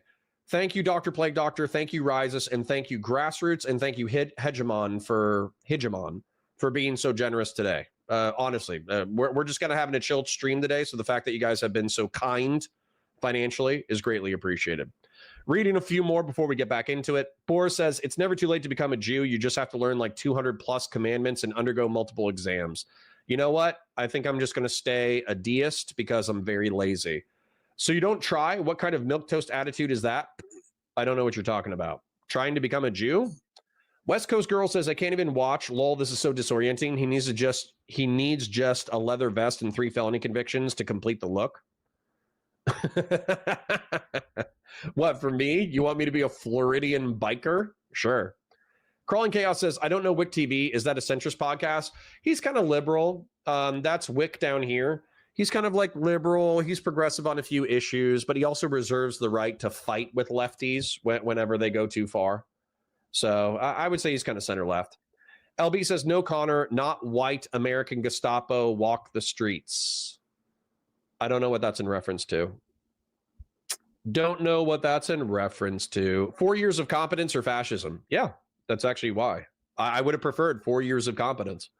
Crawling Chaos says, it's also sad how some people think that merely being a contrarian is a sign of great intelligence, like Peter Thiel, that closet Nazi. Well, yeah. So, I mean, like, I thought the Peter Thiel conversation was interesting, but he seemed so doomer even on his own projects. I kind of knew that, like, he would be, if you allowed him to dominate the conversation, it would probably be insufferable, because he would be like, here's all these really cool transhuman things that I want to do, but I don't know if we're going to be able to do them. And it's like, bro, just get excited about something. Fight for something, you wussy. Anyways, Bud123 says, what Kamala did right was she was nice and did not talk down to men or other people, unlike Michelle Obama telling men to shut up and listen. Yeah, I do not remember too many cringe Kamala things where she did the progressive, oppressive hierarchy shit. Sacred Snow says, Connor, your algo is cursed, dude. It looks like a how long does it take for YouTube Shorts to turn me right-wing video. I don't know what that means. But I'm also tired, so that could be... Yeah, Tigeroon. I love white girl music. Are you kidding me? Connor bops to this shit? Yeah, dude. Chapel Roan is based. Lyrics can be a little promiscuous and gay and all that kind of stuff, but the beats are undeniable. I think, if anything, this used to be more the domain of the right. That seems to be increasing on the left, and that's very concerning to me. But yeah, like people saying that, you know, we can replace property, but we can't. Jack Darko says, I can stand a bunch of views, but thinking Chapel Roan is talented is where I draw the line. You're just objectively incorrect, Jack Darko. She's a phenomenal vocalist. And I don't know if she writes her own music, but she's a creative lyricist. So no, you're wrong. You're wrong. Chapel Roan is talented. Replace people. Well, are you going to replace that person's property? Are you going to fix up that business? Are you going to employ all those people who are impacted? So that type of rhetoric angers me and triggers me. Not I guess not doesn't make me cringe so much. The stuff that makes me cringe is like, America is a white supremacist nation. I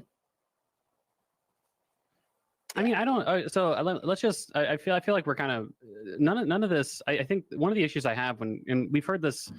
I don't know. I've just heard this from a lot of people who decided not to vote for Democrats or vote for Trump or sit it out or whatever. Is this kind of like, you know, vague gesture towards a lot of culture war issues, like, oh, I had a lot of changes of opinion. I think the equity stuff is cringe. I had bad experiences with activist spaces. Like, this is an entirely ordinary story for why people turn their back on the Democratic Party. The big problem that I see in that I from hearing that from so many people is that isn't to even like a close degree, I think, representative of the actually existing Democratic Party. Do you see some people in the Democratic Party who will parrot some of these talking points? I mean, certainly I do think so. Well, I was just going to say that I think so, right? But when we look at take Joe Biden as a perfect example. Look at the DNC. They just kicked out David Hogg because they had to like realign with their new gender requirements. Take Joe Biden as lol. I think that's there he goes. Misleading understanding of that. There I go. I was going to say, are we here? Am I okay? Yeah, you're good. Are we here, bro? Okay. You're good, man. Yeah. You blamed me. It was him the whole time. But hold on, Holly just said something really important, right? Like, he's Wick is a little loud compared to everybody else. Like something Well, no, that we've she been didn't. trying to I get didn't these. even Hold on, finish- go ahead, please. No, It's go your for show. Go ahead. Okay, well, I was just going to say that You're mixed. I think Joe Biden is a good example of this, right? That, you know, The David Hogg point, I hope they revisit it, because effectively what I understand is that David Hogg was saying the Democratic Party is too old. They're fogies. They're not keeping up with what's going on. We need like a radical new vision, blah, blah, blah, blah, blah. And then I think he got fired, not just for the gender quota, but also because he was disrupting the geriatricacy, what do they call it? It's where old people dominate. Geriatricacy? Geriocracy? Ocracy. Geriocracy. Gerontocracy? Yeah. A state, society, or group governed by old people. Gerontocracy. And so David Hogg was criticizing that the United States and the Democratic Party in particular has become dominated by old people who don't know what the hell is going on anymore. And so I think that was like half of the reason why he got kicked out. Was David Hogg wrong? during the summer of love, you know, when we had all these riots going on, all these protests and stuff, like this was at the same time that there were a lot of Democratic movement of like defund the police and stuff like that. You got Joe Biden out there saying we're not going to defund the police. He was the nominee of the Democrats. Yeah, that doesn't change the fact that the internet vibes were clearly misaligned with Joe Biden, and Joe Biden also attacked Kyle Rittenhouse, the person who, if you didn't watch the video, you would have thought that Kyle Rittenhouse went into the protests in Kenosha. He had no business being there, and he randomly murdered 3 black protesters. That's what you would have thought.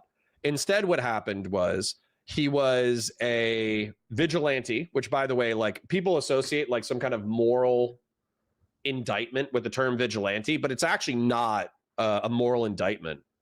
Vigilante definition: a member of a self-appointed group of citizens who undertake law enforcement in their community without authority, typically because the legal agencies are thought to be inadequate. That's actually what Kyle Rittenhouse did. The cops were not able to stop the demolition of buildings through arson. And so a group of citizens appointed themselves to serve law enforcement needs in the community without authority because the police were inadequate. So Kyle Rittenhouse did that. And then 3 people physically attacked him. It might have been 4. And he killed, what, like 2.5, 3.5? I forget. I don't really care. But the point is that, like, Joe Biden came out against that, even though from anywhere right of Joe Biden, Kyle Rittenhouse was perfectly justified. So, and also the Democrats and the liberals and the progressives wasted a shitload of political capital vilifying Kyle Rittenhouse for the 2 years of the trial, and still didn't watch the video and still vilified him after the fact. Like, I'm sure LB probably totally disagrees with me on this topic, but I'll tell you, if you make me pick between Kyle Rittenhouse and one of the guys he shot, I'm going to pick Kyle Rittenhouse. To my understanding, he didn't defund the police. More importantly, they didn't. More importantly, they didn't. Yeah. To Econoboy's point, legislation like the American Rescue Plan expanded resources and funding. That doesn't change the fact that it was a talking point for 2 or 3 years, and plenty of people publicly supported it, including prominent members of the Democratic Party made noises about it. And then the ensuing chaos was so chaotic that the American people turned on it. And then once they turned on it, that's when the Democratic Party backed off of defund the police. And by the way, there's still plenty of police reform that needs to happen. So the Democrats basically took a shitload of political momentum and squandered it. And you want to be rewarded for that? You want to be praised for squandering political momentum? Get the fuck out of here. In the summer of 2021, I was one of the people saying that defund the police doesn't go far enough. We need to abolish the police. Yeah. Those were the Cringe, Tally, cringe. signs that I was. No, I get that, carrying Tally. I get that. I'm just saying. So Joe Biden was the most recent. Yeah. Yeah, Joe Biden was the most recent democratically elected Democratic nominee. After that, we had Kamala Harris, who all of the Biden delegates voted for Kamala unanimously. And to me, look, I mean, again, there were some people on the far left that hated Kamala Harris, whatever, but she was getting huge rallies. There was a lot of enthusiasm behind her campaign. It turned out not to be enough. When you look at the polling, for instance, like socialists, people who identify as socialists, 95% of those people voted for Kamala Harris. Like, I just don't find a sufficient reason to say, well, I had some moderating opinions on social issues and activist spaces really turned me off. And so that's a reason why I voted for Trump. To the extent that we care about racism, bigotry, a colorblind approach, I don't think voting for the guy that made and I will say Nazi, his deputy chief of staff, Stephen Miller. I don't. No, stop. Please go. Shut the fuck up. Okay, shut the hell up. Okay, no. Oh, he's Jewish. He can't be a Nazi bigot. Sure, Pisco. Sure. You could use lots of other effective words. And Pisco, I don't even know if historically. I don't know, but you're presupposing that she's saying that her vote is rational. I mean, she's describing a story that I don't know. Do you think that your vote was rational, Tali? She's not saying that she had a reason. It was a protest vote. I think they keep missing that. All right, check it in with chat because, again, come on, guys. We could move it faster than what we're doing right now. Christian Blair says, I'm a Your Mom's House type of podcast guy. Tom and Christina are seriously underrated comics. You know what's funny about that, Christian Blair? The reason why I kept this chat highlighted for so long and I didn't scroll past it is because my wife is a massive Your Mom's House fan. Massive. She wants to be their best friends. As a matter of fact, that's why we need to succeed as alt media podcasters, not because I want the money or the power or the clout. It's because my wife wants to meet Tom Segura and Christina P. Christian Blair says, I hate this effing talking point about Kamala funding rioters during 2020. I think it's weird. In my opinion, it's weird to look at American cities, having a bunch of downtown protests and some of those protests turning violent and being like, you know what we should do? We should retweet the bailout funds. Like, I understand, like, for you guys, that might not be that big of a deal. I think anybody with a pulse could see how that would be used as political ammunition against you. DD22E says, I don't support Luigi, but I understand him. Exactly. I would support a lowered sentence, but if what he thought was true, then what the CEOs did should be illegal and should be in jail. Oh, yeah, for sure. Gen X says, oh, I know. They're governing us as if there will never be another Democrat in control for sure. Even SCOTUS is ruling that way. I don't know. Joey Saturday says, happy White History Month. I hope all of you thank the white man for creating the greatest country on earth. Sure. Thank you, white people. Gen X says, Luigi is a murderer. The terrorism charge is bananas to me. Sure. I think the cops forgot to Mirandize Luigi in PA. It doesn't matter. If they found the gun, if they found the backpack, if he has digital footprints, all that kind of stuff, it doesn't matter if he confesses or doesn't confess. Mega Zero says, currently pulling off the look from the people think Frank Castle looks like. Sure. DD22E says, it's a crime of passion. I think he should get 10 to 15 with parole. I understand the despair he fell into. All right, well, good luck with that. Connor, do you need reading glasses? Probably. Razzle Smasher says, yeah, Wick is definitely center left. I don't always agree with him. He creates great content and is an honest actor in the space, in my opinion. We're subscribing and checking him out. Yeah, he's a good dude. Sacred Snow says, are you keeping up with the Diddy stuff? Public court cases are going to end up making the public want Arbitas/judges. Yeah, isn't he just getting a couple of minor sentences? Yeah. Gen X says, for $10, happy Trump finally realizing that Putin has no desire to end the war, excuse me. Yep. I just I popped onto Twitter because of that comment. Thank you for the super chat, by the way. And effectively what happened was Trump came out and said, I don't even think Putin is the same guy anymore, which is like, oh, wow. It really took you this long to figure out that he was playing you? Idiot. All right. Back to the content. Like a rational reason. I'm sorry, Tally. I just want to apologize. Every time a woman's in chat, Pisco accuse her of being irrational. No. She's not saying that. Unbelievable, bro. No. But you're saying. No, I agree. I'm saying very explicitly, it wasn't a calculated. It was right. Yes. It's not a calculated policy decision at all. You said it was a protest vote, which is yes. Hold on. When someone, if I could just finish, when someone says protest vote, I take that. Gen X says, bro, the right paints Kamala as some left progressive, but she was a fucking prosecutor. Lol. Yeah, I would have leaned into the prosecutor shit for that election. However, what happened is they brought up a bunch of clips. You guys can keep denying this. All the liberals and progressives in my chat, you can keep denying this. Lib and Learn denied this when I was on their show. You can pretend like the 2019 primary run for Kamala, she didn't say a bunch of cringe, woke, progressive bullshit that was then clipped and used to bludgeon her endlessly. But it was. I watched those commercials. I watched those YouTube clips. I saw those clips on Twitter. All of the things that were used to badger her in right-wing spaces was the overly progressive bullshit that she spewed in her 2019 primary run. If you disagree with me, you're just coping. You're just wrong. To mean that, like, for instance, the uncommitted movement, right? That was a protest decision, whether they voted for Trump or a third party or they decided not to vote.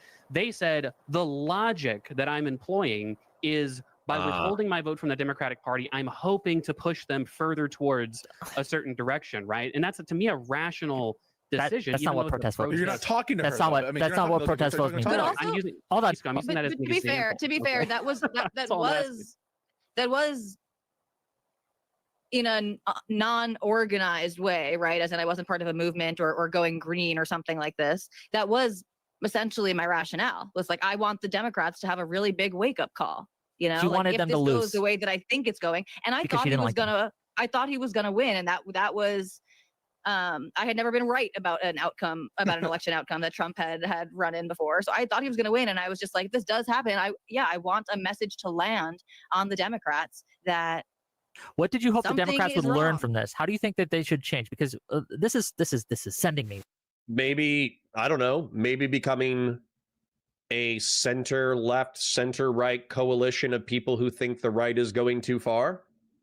I've heard somebody say this recently. I don't know who said it. Right, you guys, it's maybe I speak disaffected liberal and you guys don't. I don't know. But when someone says that they're protest vote, it's not because they want to push someone in a different direction. Wick is saying the most obvious thing of the past 30 minutes of struggle session. The protest vote is, I don't like the Democrats. I'm going to protest against them by voting for the other guy. So it's not so much that she voted for Trump, it's she voted against the Democrats, right? At least that's what I understand from the talks we have had.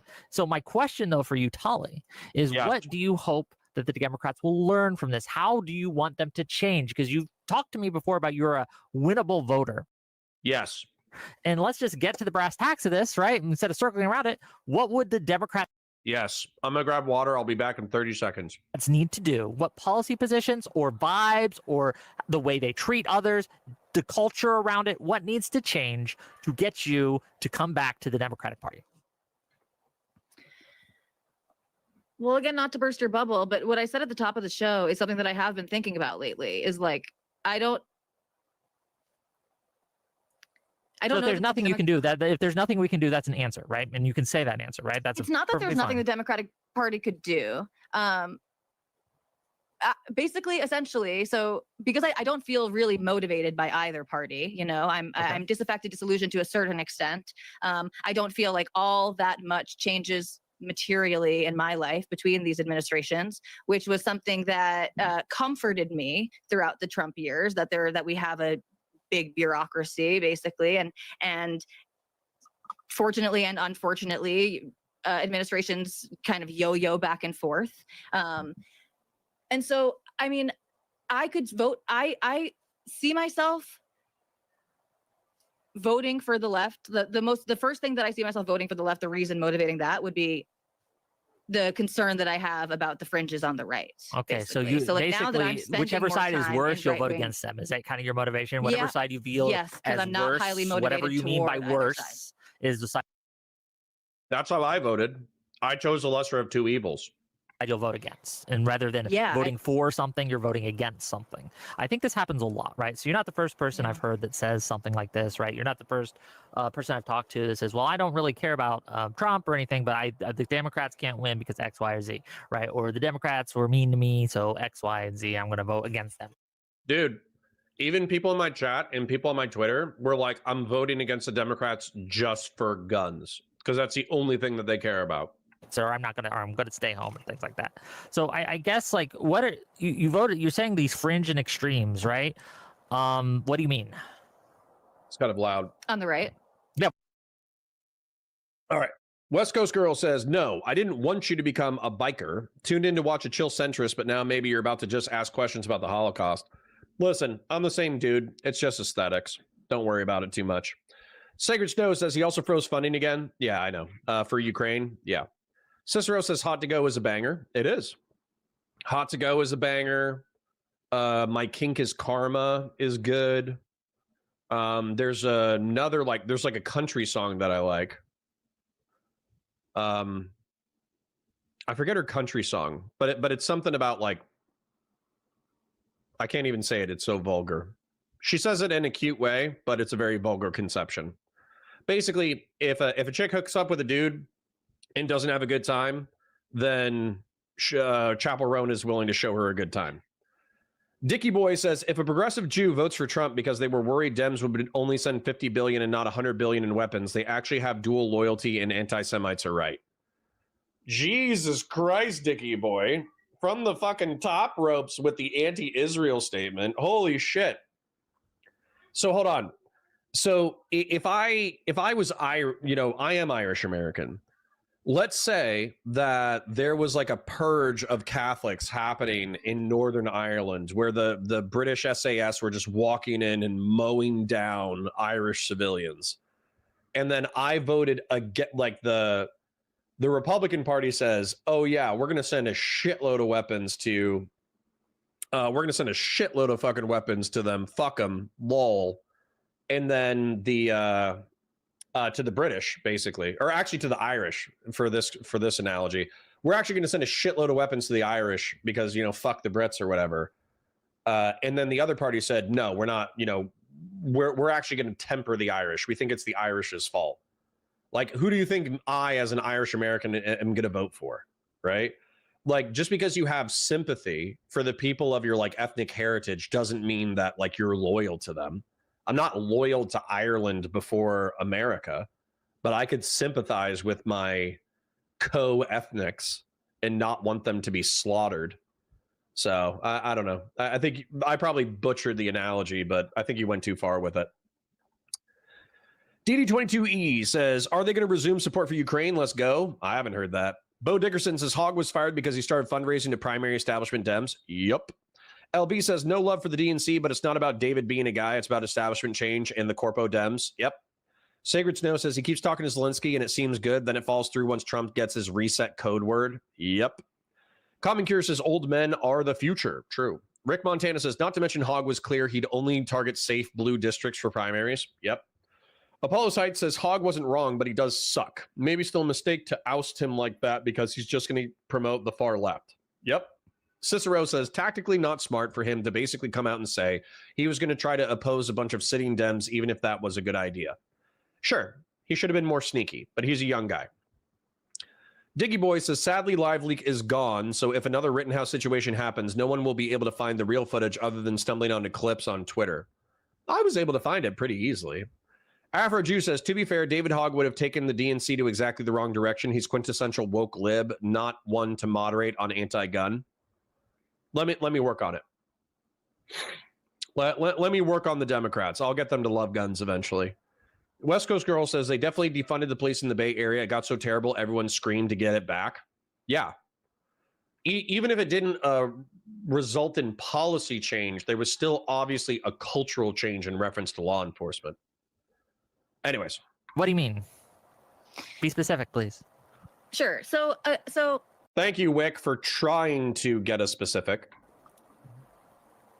When I say like vibes, right, and I'm talking about cultural vibes. You mentioned Dave Smith. Are you talking about the Dave Smith types, the woke right types? What are you talking about? Like, we don't have to talk about vibes. We don't have to go in circles. You can just tell me. Sorry, sure. Okay, thank you. Yeah, I mean, I'm concerned about Tucker Carlson. Okay. I'm concerned about Candace Owens. I'm concerned about Dave Smith. I'm concerned about Daryl Cooper. I'm concerned about the apparatus of people who I think they're well-meaning people caught up in that group. The through line there is anti-Zionism, anti-Israel position. I know that's not why you didn't vote, and I believe you when you say that. But that is the through line. And when you talk about extremism, the through line. No, I see anti-Americanism. I see historical revisionism as the through line. True. Line there. I see tendency toward fascism in Holocaust denial. Which you don't see in Trump. I mean, really think about it. Christian Lara says, in reference to Kamala Harris promoting the bail fund, she tweeted the next day that she condemned any violence associated with the riots. Might have been too little too late, to be honest. It was still used as a political cudgel with which to beat her. But which you don't see in Trump? not to hitch hutch to this claim, but kind of what Trump was saying in the beginning, where like he like believes Trump when he says he doesn't intend to cut Medicaid. I don't think Trump is ideological. I think True. Sort of believe the notion that came out of the first administration, which is he kind of listens to the last person in the room, and that's not a stable. The administration is ideological. I mean, you want to talk about fascism, you want about authoritarianism. Like you must recognize. I mean, we just have a lawsuit from Kamala Garcia where he's detailing what happened on his way to Saqqat, where he's being tortured. You know, he's being tortured, and for weeks, the administration's official policy was. Yeah, this is where my soy comes out. It's like, okay, you did a protest vote for Trump. You're in an overwhelmingly blue state, so you're not individually culpable. However, at the same time, it was pretty apparent that shit like Kilmar Abrego Garcia was the intent of the admin. So you were effectively, okay, Copmala and anti-Israeli, fucking woke bullshit pushed you away from the Democrats. Okay, I understand that rationale completely. However, compared to Donald Trump mass deporting people without due process and resulting in like physical abuse and emotional abuse of prisoners, this was a predictable result. So basically you were like, I care about Israel so much, and the Democrats are so repulsive on woke progressive issues that I'm okay with a little fraying of the Constitution through a Trump presidency. That's what totally rings hollow for me. Basically to demean this person and to ignore the law. So, I mean, you concerns must me greatly. I mean, yes. It concerns you greatly, but it doesn't raise the same. Wait, hold on. You guys are fighting about the Copmala accusations. You understand that maybe this is my rightoid coming out.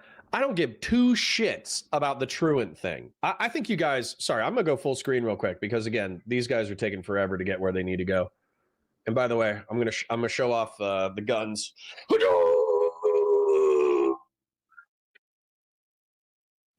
No steroids. And by the way, I got my quarter sleeve. I got this quarter sleeve in Okinawa, Japan 20 years ago.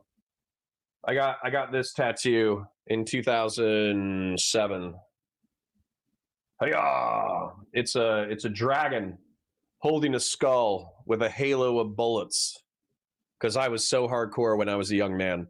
Anyways, so for Copmala, I don't think y'all have ever dealt with truant teenagers, okay? What a truant teenager means is that after the age of 12, the kids stop going to school, and so as a result, they just wander around neighborhoods trying car door handles so they can burglarize the shit and steal stuff. And because you're in a large jurisdiction, they don't catch charges. They could catch a felony and then they can't vote and legally own a gun, but that makes it worse because once they're a felon, they really don't give a fuck because they know that effectively their employment options are being a dishwasher at Taco Bell or being a drug dealer. So then they become fucking drug dealers and they're slinging fucking coke and weed on street corners all day. And then they get into the fucking tribal gang bullshit and then they start killing each other. So fucking Copmala wanting to get truant kids to be enforced through the parents by threatening the parents to get their kids to go to school, I think that's fucking based. You don't have to. I think that's hella based. Then when it comes to like enforcing weed charges, that is cringe. And also, what was it?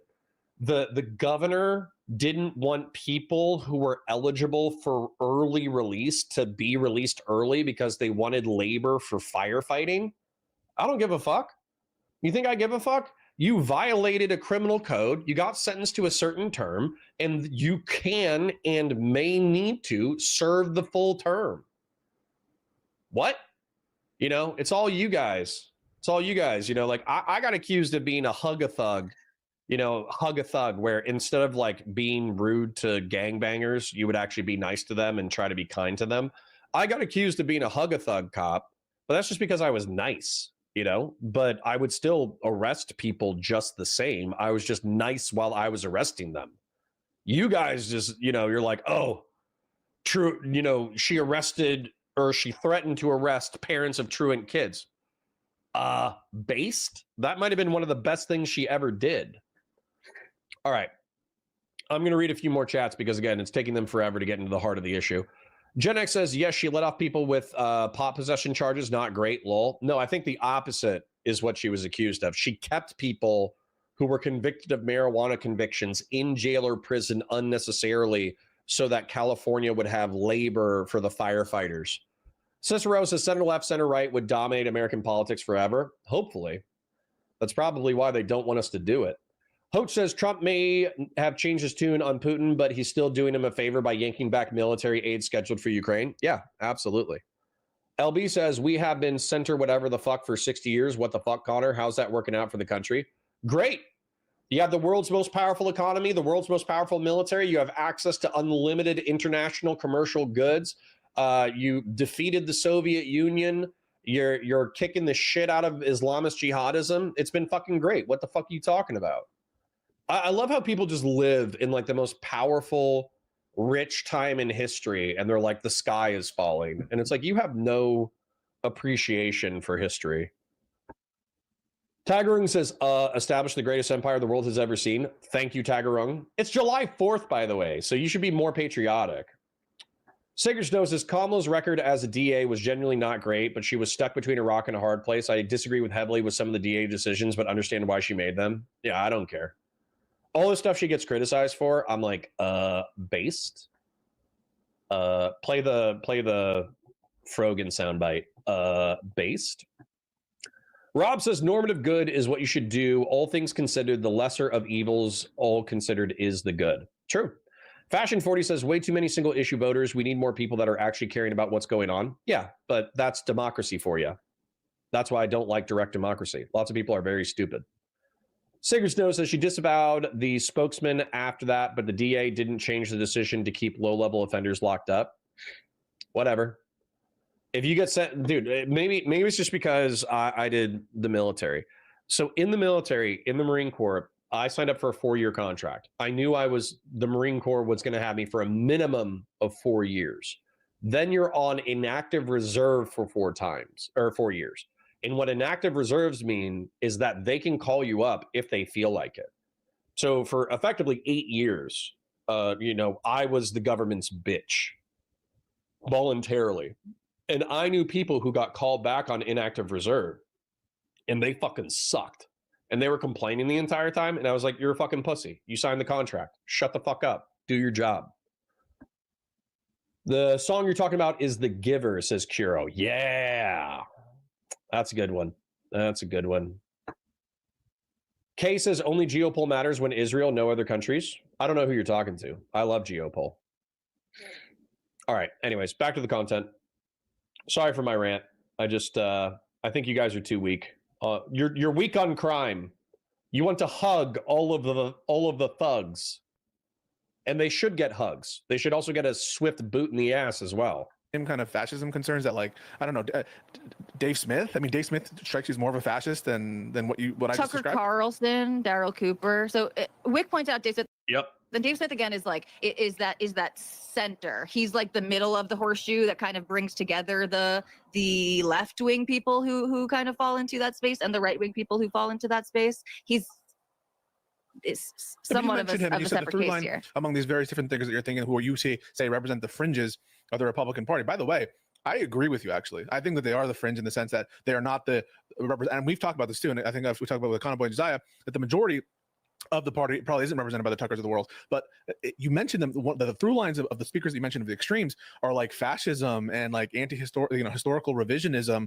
This is the raison d'etre, I think, of the current administration, which is represented by like the actual government officials. Right. And I just want to piggyback off that and by saying I agree that Trump is not a particularly deep thinker. He's not particularly well read. He's not a fascist ideologically in the sense that he's not staying. He would be if he understood it, but he's not going to take the time to understand it. Up all night reading Giovanni Gentile or anything like that.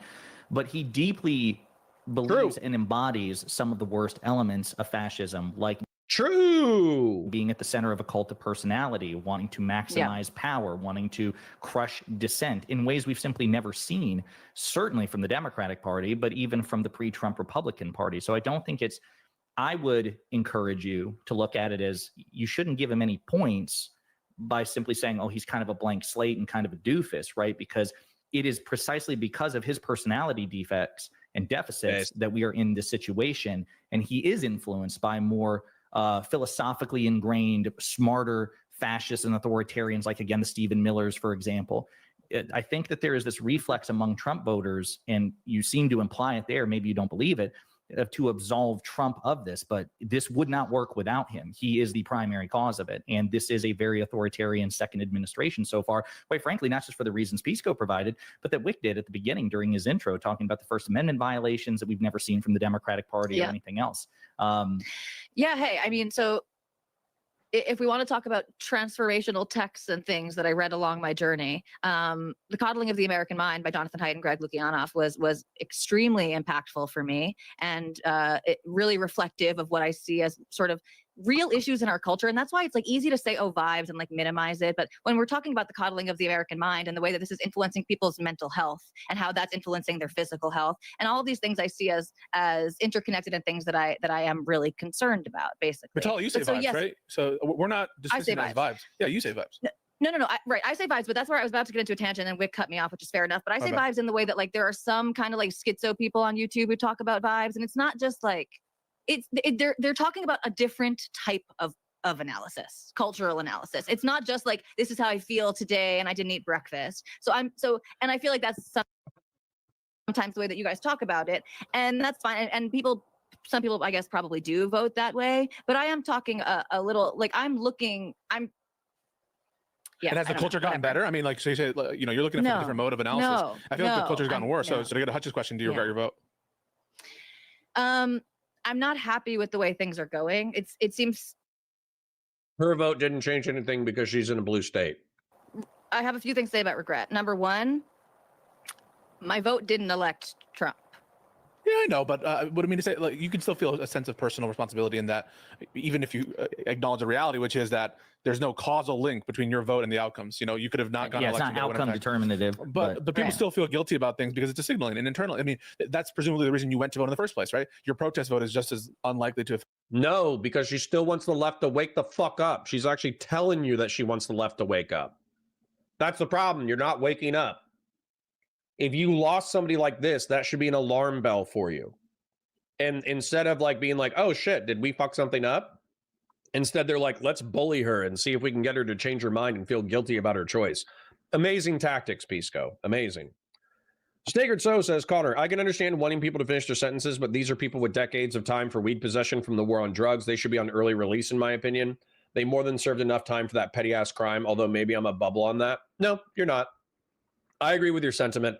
If you actually found me people who got like 3 strikes in the 90s, or if they got hit with like felony possession for having an ounce of weed, yeah, I wouldn't give a shit about that. I would actually pardon almost all of those people if they didn't have other convictions. If it was like robbery, shoplifting, and then it was like weed possession, and weed possession was the straw that broke the camel's back, then I wouldn't care and I would leave them in jail or prison. But if it was literally 2 counts or 3 counts of possession of marijuana less than an ounce, and then 1 conviction of possession of marijuana greater than an ounce, and they got like a 10 or 15 year sentence, then yeah, of course, I would be okay with letting that kind of person out. Christian Blair says, Connor, you should get a Warhammer tattoo. I should, but at the same time, I don't know if there's a symbol that I feel good enough about getting on my body. I would get tattoos, but there's such a waste of money in today's economy, because this tattoo, even like 10 years ago, was probably like $1,000. I don't know about you guys, but I don't have $1,000 lying around to just spend on random shit. And if I do spend $1,000 on something random, it's going to be like a gun as a part of my 3D printing cosplay business. You know, I would rather buy $1,000 firearm and 3D print attachments to it and then create a YouTube video. I would rather spend $1,000 on that than $1,000 on a tattoo. Like, I will not get a tattoo until I have so much money that we've already done like 2 or 3 disaster relief events, because I cannot in good conscience spend $1,000 on a tattoo when there's so much better ways to deploy the cash. The outcome as any other vote. You know, a vote in and of itself is very unlikely to, but you voted anyway. You voted anyway because you find some value there as a signaling mechanism or whatever you want to define it for yourself. And on that based, Andrew, based. maybe kind of like, I think, shoot, I had something that I was going to, so someone, I'm assuming it's a audience member of one of yours that was like asking me questions about this last night on Twitter. And I don't know how this, I realize this might not be relevant to you, but it is sort of to me is like, this was actually the first election that I was not proselytizing, or I was not telling people go out and vote for my guy, make sure you vote, you know. I wasn't encouraging people to vote for Trump. It was something that I kept to myself, except for on Twitter, basically, you know, and like Twitter is really disconnected from my real life. Totally. I'm granting you probably didn't have the big impact on the election. I'm granting you that. None of us did, right? But just be like, if you look in your heart, do you feel like that you regret that you voted for him? Can I maybe? I don't know. And I'm not. Hold on. Let me just. I'm not trying to be difficult. I don't want to lie and just be like, yes, I regret it so much. So like, sure, don't lie. Richard Hanania has written about he really regrets his vote, and I relate to a lot. The reason why I wouldn't regret it specifically if it was a protest vote is because the protest vote, once again, Josiah is a Democrat lib with a few progressive tendencies. Econo Boy is probably the furthest left economically and socially of everybody on the panel. Pisco probably splits the difference between Josiah and Econo Boy. And then Hutch is probably the furthest right-wing pragmatic person, although I'm sure he outwokes Josiah some of the time. So the point is that she protest voted trying to get people to wake up about the worst elements of the left. And instead of going, oh shit, what are the worst elements of the left? They are saying repeatedly, the worst elements of the left are not relevant to politics. Aren't you a bad person for doing a protest vote? That's been their takeaway so far. A lot of the stuff he's saying. And I'm like, Richard Hanania is one of the people that I really like ideologically. Him, Brad Palumbo. Sorry, this is a brilliant chat. Avro Jew says, Connor, on the Bulwark subreddit, there was a schizo post that argued that being stupid is becoming its own ethnic group with its own language and culture, and I fully bought it. That's like the opening of Idiocracy. That's based. Tagaroon for $10. Have some bucks for the entertainment. Thank you, King. Very much appreciated. Thank you kindly to everybody. Dr. Played Doctor, Tagaroon, Gen X, Rises, Grassroots, and then Hegemon. Separate from Grassroots, Hegemon, we have Hegemon, Higgimon. Thank you all very much for your donations today. It's greatly appreciated. Again, I relate to the things that he's saying. Like, I don't feel overcome with regret. Like, again, I could give an answer that would make me like more socially desirable in this setting. No, yeah, we're I know you're not. I know you're not, and I'm just trying to be honest. Yeah. I'm not happy with what's going on, but like, I don't know how meaningful regret is. Let's do Hutch, then Econo Boy, then Wick. I want to put my big boy hat on for a minute here. Big boy hat. There was an estimate that came out today that said that 14 million people across the world are going to die by 2030 because of these USAID cuts. Yup. Old School and a few people like Desert Druid and probably Shadow 2 Bravo, who I love. So don't get it twisted. Shadow 2 Bravo is my army sniper friend. He's a cool dude. But when there's like the Lancet study that comes out and says that mosquito prevention and PEPFAR cuts are going to kill 15 million people, they go, which I think is fucking crazy. I think it's fucking crazy to moralize about like the Holocaust and genocide. And then in order to save $18 in tax revenue, you're willing to just let 14 million people die. I think that's actually crazy. The Republicans are on the precipice of signing a bill into law that could kick 17 million people off of Medicaid, over a quarter of Medicaid recipients. These are poor families. These are children that are going to be kicked off of this. And I'm not trying to moralize right now, but you said something before that stuck with me. It's one of the things that triggers me. You said that you felt like not much meaningfully changes between a Democratic president. For you, right?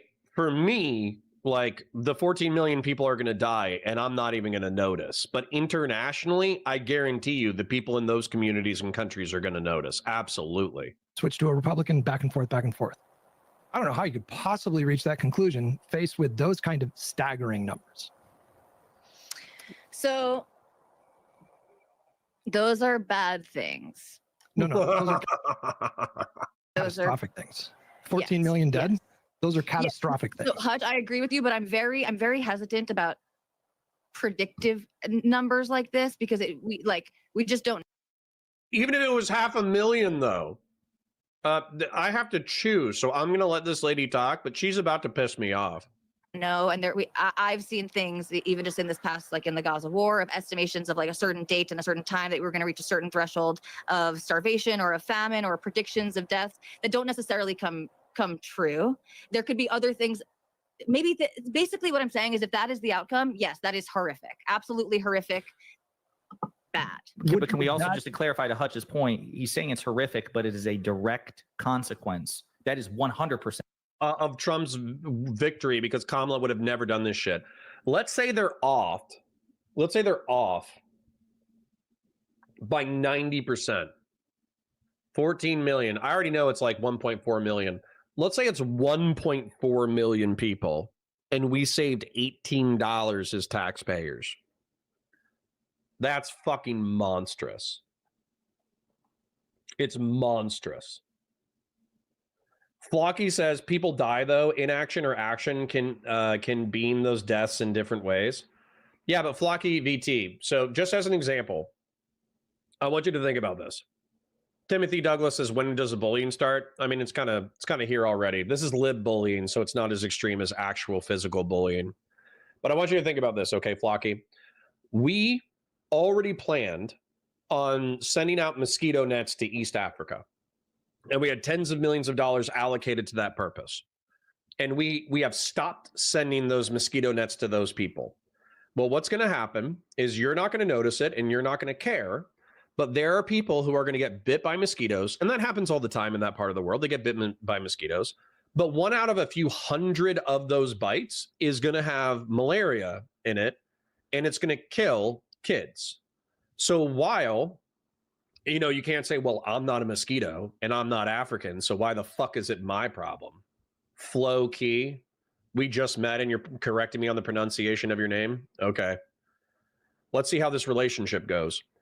Anyways, the point is, though, that there will be kids who die as a result of that choice. And then same thing with PEPFAR. The reduction in PEPFAR as it currently stands is basically that the only thing that's continued going is retroviral meds for women in order to prevent HIV infections for kids. And basically what's going on with that is, it's my understanding that even with the reduction in the program as it currently exists, there's 1,500 new kids per day who are getting HIV. And they will die of a common cold in the next decade. So think about that. You already have HIV or AIDS because you bang somebody who had HIV or AIDS. You have a kid. Maybe you die before your kid dies, which might be a blessing because you don't have to see your kid die. Or maybe your kid catches a cold and they're under the age of 10, but they don't have an immune system. So you watch them just cough for 3 or 4 days until they die. As a parent, I can't think of anything fucking worse than watching your kid die slow in a way that was preventable. So the fact that everybody kind of just brushes this off as like, what are you going to do? Africans die. It actually, I'm not going to lie, it kind of pisses me off. Like Mr. Hater. Like if I could find Mr. Hater right now, sorry, real quick, I'm going to address Loki. Loki was just saying he was fucking around, which is fine. Loki, got it. Floki was fucking around. I get it. I care about that. So Mr. Hater says, Wakanda, the greatest civilization, Wakanda can worry about malaria and AIDS. Ask Yakub and Wakanda to fund it. So if I could, I'm assuming that Mr. Hater is either like a retarded antisocial 30-year-old, or I'm assuming he's 15, right? Either way, what I would do if I could is I would find Mr. Hater and I would grab him by the throat and I would drag him to Africa and I would make him sit in a house with a kid who was dying of AIDS, and I would force him to watch the kid die slow. And then once the kid died, then I would ask him what his opinion on whether or not we should spend $18 on AIDS prevention. Then if he was like, yeah, I don't give a shit, Yakub and Wakanda should fund it, I would probably crush his skull with my fucking fist. Like, I would actually just keep punching him until his skull was no longer existing. Because I think he's a fucking piece of shit. And I think that people can be pieces of shit on the internet because it's funny. But I think if you're still a piece of shit, after you see the real world impacts and human suffering that you yourself could have prevented but don't, then I think you're a fucking asshole. And I don't want you as a part of my tribe. So Mr. Hater, I'm hoping, is a troll who's just trying to piss me off. But again, if I had $1 million or $1 billion, I would physically drag Mr. Hater to Africa to watch a kid die, and then I would beat the shit out of him if he didn't care. Floki says, moral of the story, don't bang people with HIV or AIDS. Yeah, well, or you could, give condoms to people who are in high HIV areas, and then as a result, you reduce the amount of AIDS. So, Unork says, will you give him a mosquito net while he is forced to watch? Nope. He can run the risk of catching catching malaria. And you so, oh boy, internet tough guy. No, I'm a real world tough guy. I'm 6'4", I'm 230 pounds. I lift weights. I spent 4 years in the Marine Corps. I spent 4 years in law enforcement, and I did hardcore shit. So I'm actually just a tough guy. So you can come meet me. We can see if I'm a tough guy. Anyways, back to the content. The fault of Trump and the Republican Party, not the Democrats. His point is, so I take your skepticism notwithstanding, let's assume the figures he cited are true or likely to be true. That's not Joe Biden. That's not woke activists on Twitter. That is okay, Mr. Hater. Our relationship has come to an end. Soy feminine men talk tough on YouTube. Are you stolen valor guy? No. I spent 4 years in the Marine Corps. I spent 4 years in law enforcement. I did hardcore shit. So, Mr. Hater, you're a fucking loser. You're antisocial. You're a fucking freak. You probably get bullied out of every online social space you participate in. I hope you're 15 so you can grow up and be less of an antisocial freak fucking loser. And if you're 30, I hope you shut the fuck up. I hope you go for a walk. I hope you stop drinking soda so you stop being fucking obese. I hope you get your shit together and you find somebody who's willing to fucking stand you socially, because you actually seem like an antisocial fucking freak. So our relationship has come to an end. Have a good life. Bye, Mr. Hater. Bye. All right. Floki says, I think there's room for a discussion about how these programs, though we have been sending condoms and funding for more programs for a long while, yet there hasn't been improvement. Floki, that's incorrect. It's estimated that we've saved 25 million lives over the past 2 decades.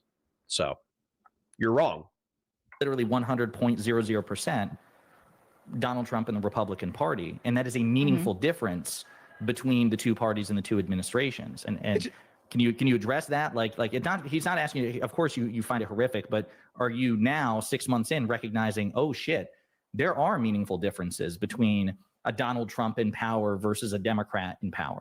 You were speaking to like your concerns with the fringes on the right, and Pisco was right that one through line was this like staunch opposition to Israel. Another through line is nationalism, hyper nationalism. These people are isolationists, they're nationalists, which means you are patriotic to the point where it is detrimental to the world around you. This is like the USAID cuts. That is you're speaking sort of in the abstract about your concerns about the fringes. This is you're absolutely right. That type of anti-interventionism of nationalism. Yeah. So that's why I think it's hard for us, or hard for me, I just speak for myself, to reconcile. No, I hear you. I hear you, and that's compelling. And again, I just like, we're all gonna get different things out of this conversation, but like, I sincerely, Econoboy and just. So, Loki, you said, why should we invest in this program if the rate hasn't actually decreased? A cursory Google search says, while new infections have declined by 39% since 2010. So we've reduced the amount of people getting infected by AIDS in half. PEPFAR was started in 2003. It probably took a while to actually get everything up and running.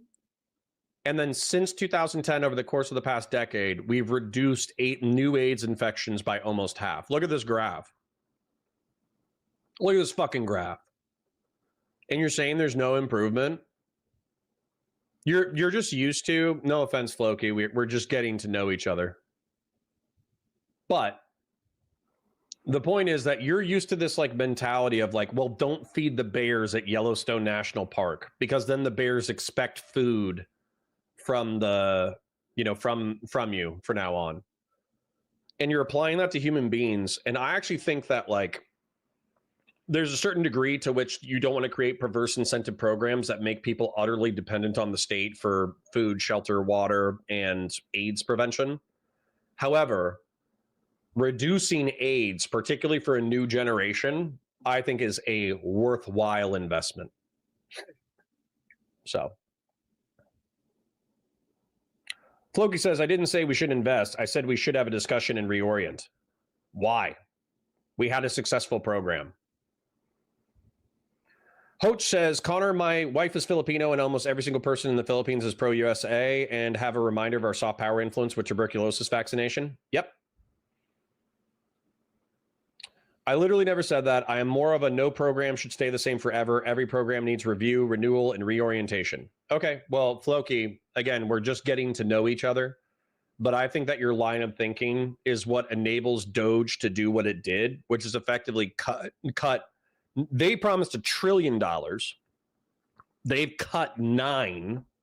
And the 9 trillion they cut was mosquito prevention and AIDS prevention in Africa. So, yeah, exactly. Tagarung, reorient to not giving aid. Yeah, exactly.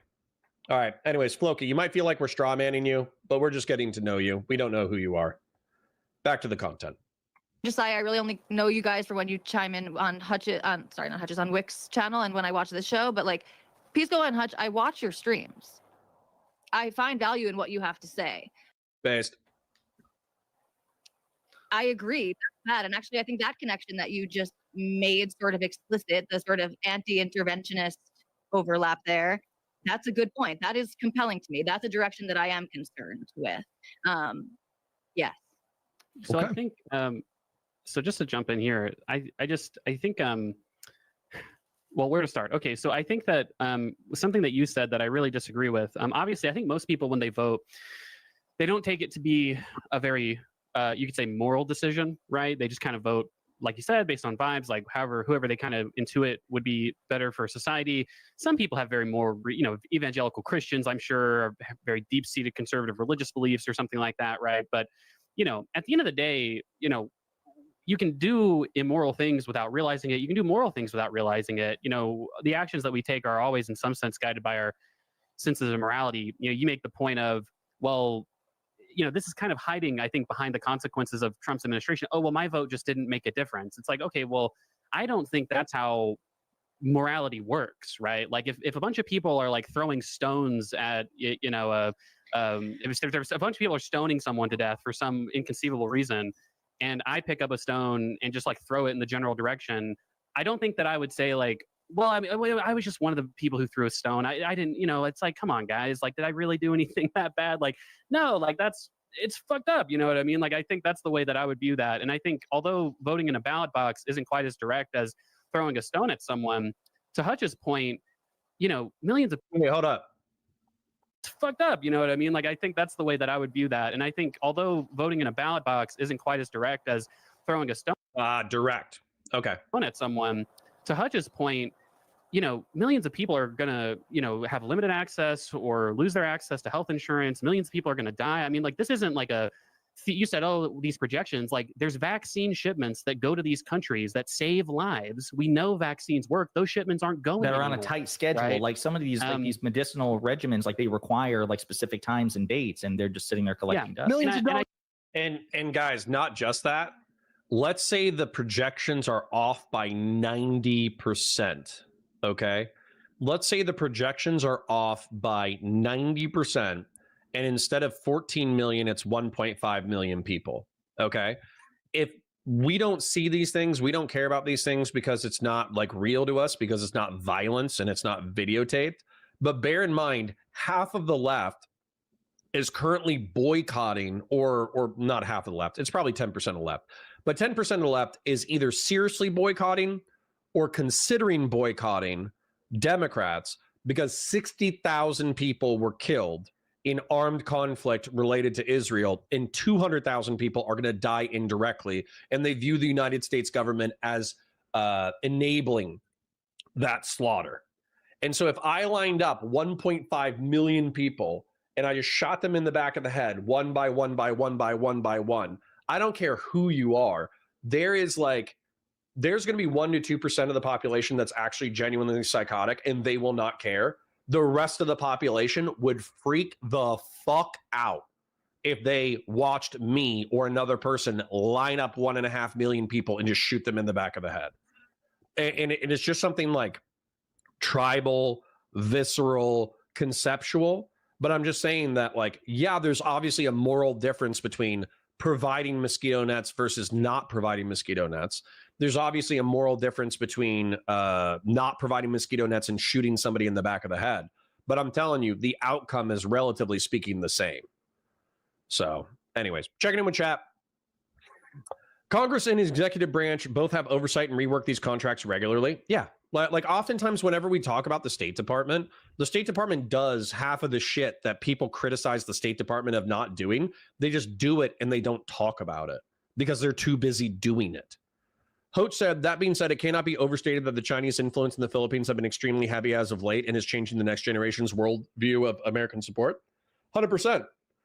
This damage that Trump is doing will enable China on the world stage. It's just true.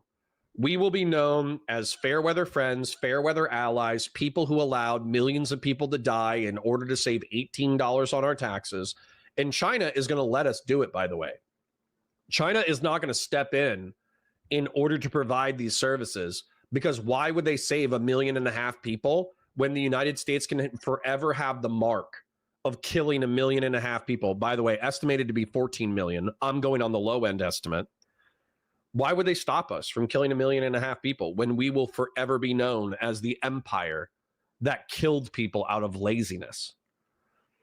Tagarung says, and even if altruism is not your jam, millions of people in Africa will know we're doing it. That's only good American PR in the continent that will be blowing up economically in the next few decades. Yeah. Gen X says dome shit that will go to Elon and Bezos and defense contractors. Congress is selling all their healthcare stock and buying more defense already. Yeah.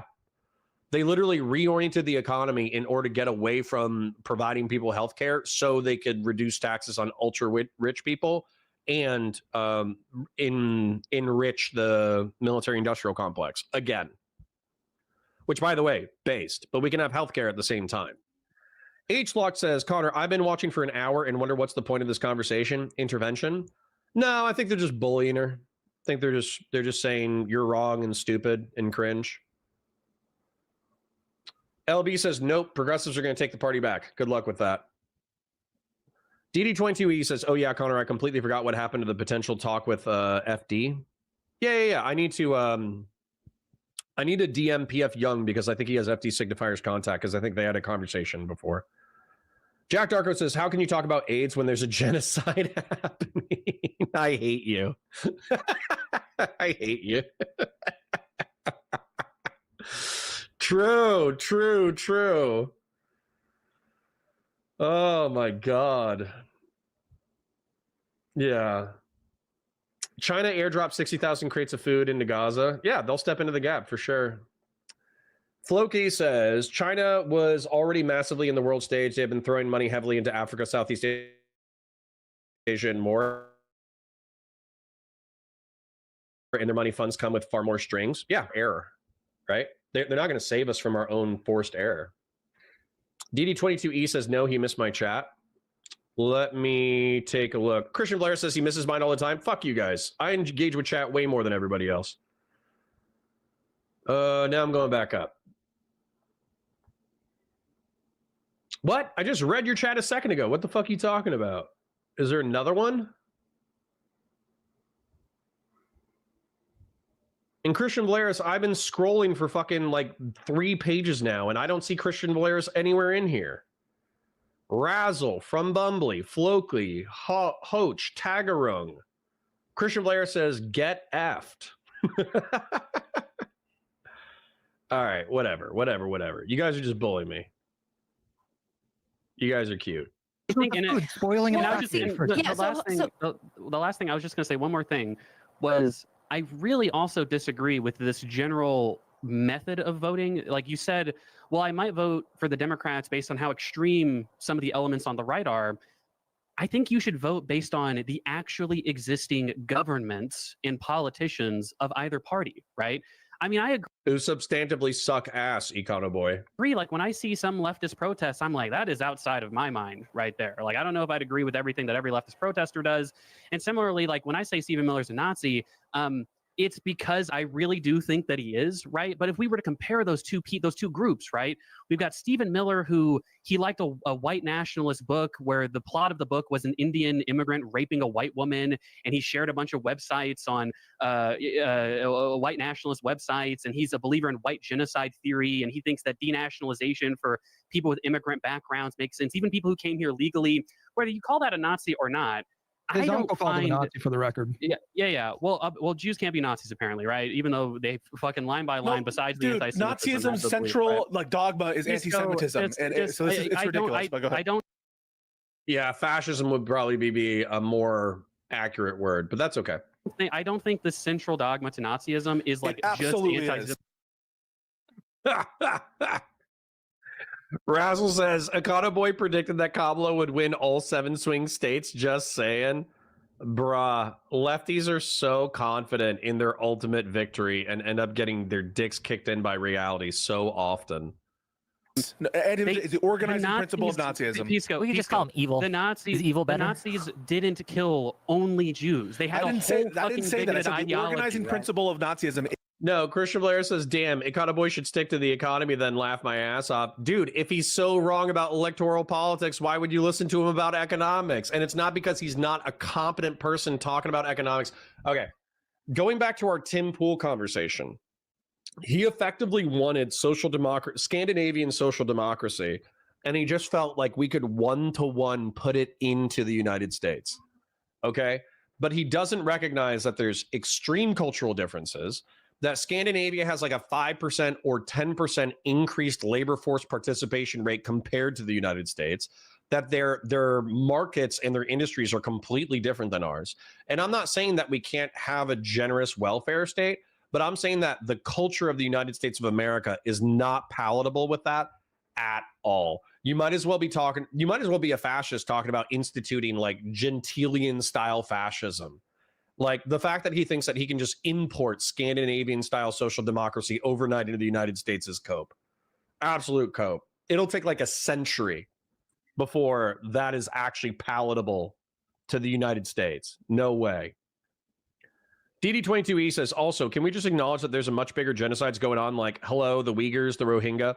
Yeah, but those are, the Uyghurs is a cultural genocide, so the left doesn't care about that because they're being indoctrinated into be communists, so the left wing doesn't care about that.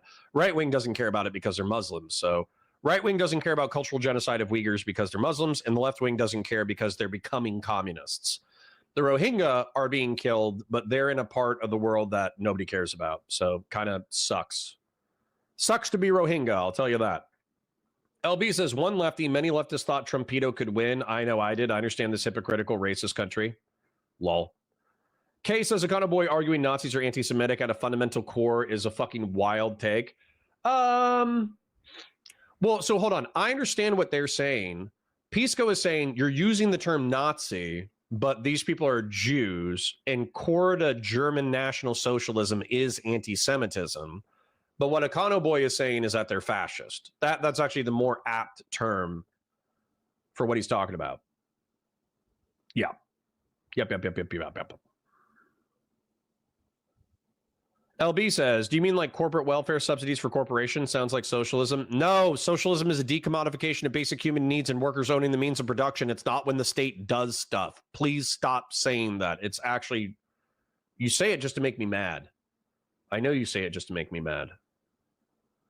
All right. Anyways, I'm going to show this to you.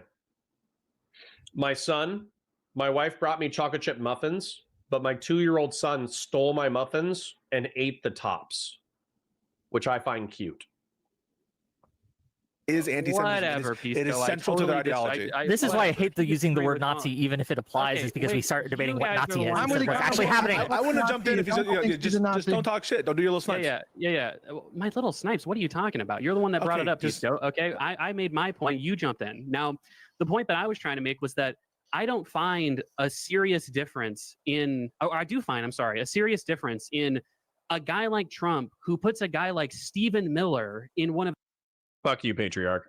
the highest positions in our government, and like the actually existing administration of Democrats where like, yeah, I guess some of them believe in equity a little too hard, and some of them have So like again, it's not pro-Palestinian, like, you know, it just seems like the way we should vote is the governments. I think that's fair, and that's good, and I like agree with you. That's like very logical. That's very sound. That's not how everyone votes, for better or for worse. I can take on board what you're saying. You said a lot of things, and I had like responses that came up in my mind. Of course, yeah. Now having That's why you take notes. trouble tracking all of them, but I talked about there were two main points. One was the morality of your vote and the throwing a stone at someone. The other one was I think that the way we should vote is like the actually governing coalition of these parties, not necessarily in reaction to the fringes of either movement. Yeah, but that's the thing is when both parties don't govern the way that you want to govern, you're forced to do the vote for the lesser of two evils, Econo Boy. I don't want your crazy socialist fucking bullshit. And I also don't want the crazy MAGA bullshit. This time, the Democrats were more moderate. But if you run somebody like Hassan Piker or like Madami or whatever as the presidential candidate, I will vote against that person. Yeah. Sure. So with regard to the morality of the vote, like I understand what you're saying, and I hear you. And like, if there are, maybe it's a stronger point. Maybe you could call it negligence. Maybe it's a stronger case if you're talking about someone who's cheering on some of the things that are happening right now. No.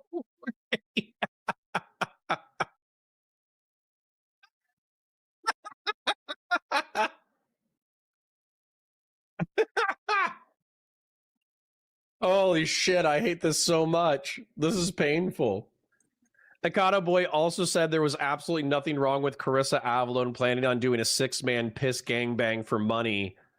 Yeah, so for those of you who don't know, this is old lore at this point. But Hunter Avalon used to be a conservative YouTuber, and his wife identified as a centrist. Then she kind of became progressive. They had a kid together, and then they were like, talking about separating or whatever. Well, while she was separating, she was fantasizing about becoming a pornographic actress and started an OnlyFans. And then, to be honest, in my opinion, based off of who she is, I don't think she would have actually gone through with it. I think it was probably like a fantasy, like a R-slurred fantasy. But at the same time, she was talking to this guy, I forget his name, total asshole. But this guy was a pornographic producer. And so they just like talked about like sex shit the entire time while she had one foot out with her marriage. And eventually the plan was to do a very extreme sex act, which I just read to you out loud. And the liberals and the progressives, this is why I'll never be one of you, were like, yeah, well, I mean, if they're all adults and nobody cares, then, it is what it is. And it's like, all right, you guys have lost the plot.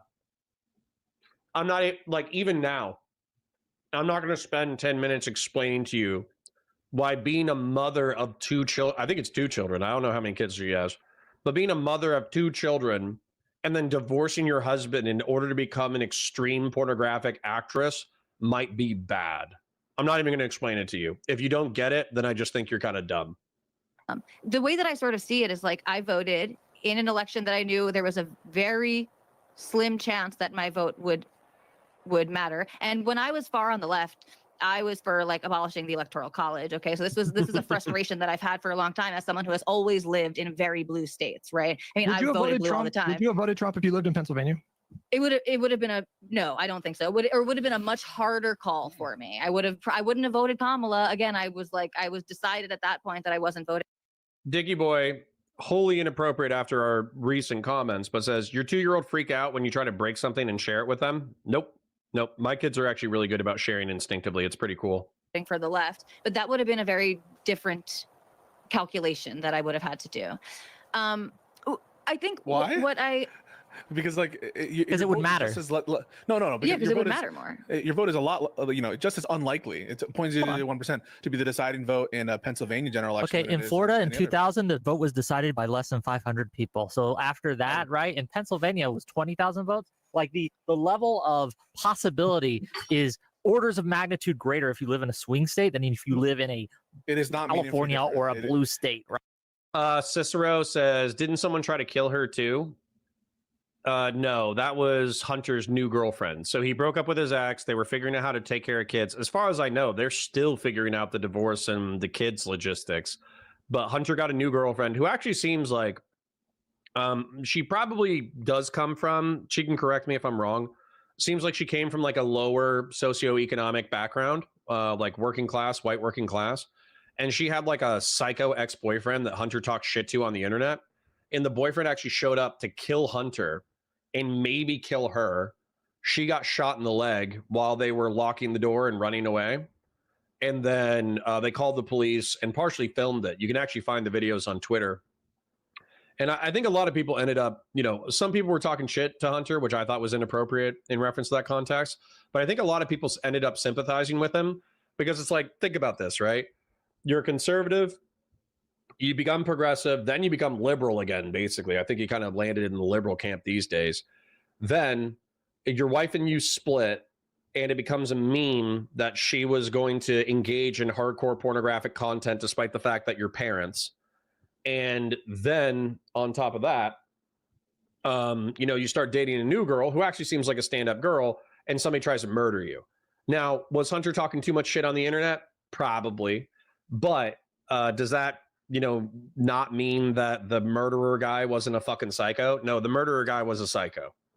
So, and he died. Law enforcement, he either killed himself when he was confronted by law enforcement, or law enforcement killed him. I don't know if we ever got the full details. Patriarch says, I'm in Kyiv. Well, I'm going to say a little prayer for you, Patriarch. Because right now, that's a lot of Shahed drones that you got to fucking dodge when you're going to the grocery store. Anyways, back to it. Right, it just is. It is not meaningfully different at all. The likelihood that Are you insane? No, Tagarung. We can make post hoc rational arguments, but fundamentally it comes down to moral tastes, which are largely downstream from personality type. You can say that, and that can be descriptively true, but for the love of God, can progressives and lefties stop acting like it's normal to have piss gangbangs? Can you just fucking stop? There's something that happened to you guys. I swear to God, it's in the past 20 years when pornography became normal. It's like, since you can go onto pornography and see all this extreme shit that adults can consent to, you just thought that that's like the way people could and should conduct themselves. So you came up with this like consent model as being the absolute limit of what you can consider during sexual interactions. And so as a result, if everybody engaged in an extreme sex act consents, then that's all you should care about. And again, I'm not going to articulate it because it's going to distract from the content, but like, can you just say that maybe having a 6-person piss gangbang is kind of fucking weird and gross and could lead to disease and unwanted pregnancy, and it's antisocial behavior that's probably going to not be good for your long-term relationships, and that filming yourself and posting it onto the internet, your future partners are probably going to look down on you if they even date you at all when you're the girl who had a 6-person fucking piss gangbang? Why is that so hard to say? Why is that so hard for you to acknowledge? Like that again, this is why I'll never identify with the fucking liberal label, because I bring up that this is like antisocial fucking freak behavior. And then the instinct from every liberal is like, but why though? If they wear condoms and if they don't get pregnant or don't get a disease, why though? If everybody consents, then who cares? Go do it then. Okay? If it's so not a big deal, go do it. Go have a 6-person piss gangbang, videotape it, put it on the internet. See if your friends see it. See if your family sees it. See if you get a disease. See if you get pregnant. See if your future partners are interested in having sex with you. If it's not a big deal, go do it. It's just as morally arbitrary as anything else. Go do it. You know? It'll be like a nice little weekend. It'll be like a spa day for you, except for it's gross sex shit. You know, it's not a big deal. Have fun. What is going to be? I'm not insane. Well, you're just wrong then. I'm not wrong. You are. He's go taking L's. I am not wrong. Do you think that a voter in California has as much chance to influence the election as a voter in Pennsylvania? Effectively, yes. Okay, I obviously not. It's both. It's don't both believe you. 99.99. So if you want to look at the actual, why are you fucking shaking your head? There's plenty. Because if a state is pure blue or pure red, then your vote isn't ultimately going to matter. Plenty of actual articles and this has been a clarion call on the left for a long time, right? The frustration that the left is overwhelmingly able to have these popular vote victories and then lose in the Electoral College, and there has been a strong disenfranchisement of voters on the left for a long time. I hear what you're saying, like you're making a point about a statistical analysis that any one individual person has the same likelihood of like. But you agree with that, don't you? Vote. You do agree with that? Sure. Yes. Right, yes. so my question is, given the high levels of the fact that you would affect the outcome is going to be completely astronomical chance in both cases. Why would it change? Why would you be more like unsure about the Pennsylvania one? Personally, it shouldn't matter, right? You're going to punish the Democratic Party and one versus the other. Tally is here. Hi, Tally. I'm behind on the VOD, but Connor just read a chat that says, I think Candace Owens and Curtis Yarvin are smart. Couldn't be a further misrepresentation. If Kyla's VOD is still up, everyone can watch it. Curtis Yarvin is smart. So I just think Candace Owens is a fucking moron. So Tally says, just how concerned I am with the dissident right, post-liberals, and the conspiracy theorists like Candace. Why lie? I mean, we could have misconstrued it, Tally, but we're not, believe it or not, Tally, we're not attacking you. We're actually more on your side than we are with the Lib and Learn crew. Did I miss anything juicy? Been on the phone for 20 minutes? Yeah, you did. Rewind 5 minutes. I'm not a lefty. Take it back. Let he who has not had a gangbang throw the first stone. You guys are gross. Okay. Yeah. The sexual revolution and its consequences have been a disaster for the human race, says Jonazilla. So true. All right. Anyways, I'm trying to catch up and see if Tally is saying anything else in chat. But Tally, just to summarize it for you, I viciously disagree with Econo Boy. I think Pisco is moralizing. I think Hutch is trying to understand you. I think Josiah kind of understands you. You did a protest vote, and that's your right to do. And the left has done plenty of cringe things. And these guys, instead of saying, oh, wow, this person who has been with us for decades morally has all of a sudden done a protest against us. Why don't we figure out what those issues are and see if we can redress them? They tell you that the objections that you have aren't that big of a deal. And also you're bad morally for having done the protest vote, which I find completely counterproductive. So it might seem like we're being critical of your perspective somewhere, and I'm sure we are, but believe it or not, I would say that I'm actually more aligned with your perspective or sympathetic to your perspective than I am to theirs. And it's very unlikely to affect the outcome in both cases, Pennsylvania or New York. Sure. Again, to me, it feels like it would be a different calculation for me. I don't know. Like, I don't know how to give you a better answer. Wick seems to understand what I'm saying. I think there's a reason that we so does Pisco. I mean, why do you think Kamala spent so much time in the 7 swing states? Obviously, those votes are going to matter more. So it matters more in bulk for a person who's running the race. The point is, when you're talking about the personal motivation for someone to vote, right? Someone's individual vote is an individual's vote is incredibly unlikely to affect in a dispositive way the outcome in any election, right? Especially in these. LB, I will continue to share my opinions because they are fucking normal, and I'm tired of the freaks dominating internet discourse. So no, don't tell me to shut up. You shut up. I know you'll never shut up. And I love you, but fuck you, right? presidential elections, when has it ever happened? But also just it's very, very, very low likelihood odds. So why would that change the calculus if you are physically in Pennsylvania where you have a very astronomical Tally says, hi, Connor. Yeah, not you, Connor. It was a chatter. Okay, cool. low chances of having a dispositive vote in the outcome. And the same thing in New York, where effectively it's both like zero.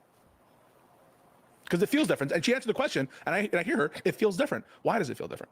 Because, and if it has to do with your prior on what you're more likely to affect the outcome on, doesn't that affect your analysis? Like, maybe Trump isn't the better person to win. Like, if part of your analysis that's changing you from definitely vote Trump in one case versus maybe I'm unsure in the other has to do with like the tendency to affect the outcome, or at least the feeling that you might affect the outcome, doesn't that implicitly imply like you have an aversion to this outcome and at least some of your hesitancy in the one case is influenced by, I have an aversion to Trump. I always have had an aversion to Trump, and I know that's the left fucked up and was doing crazy shit.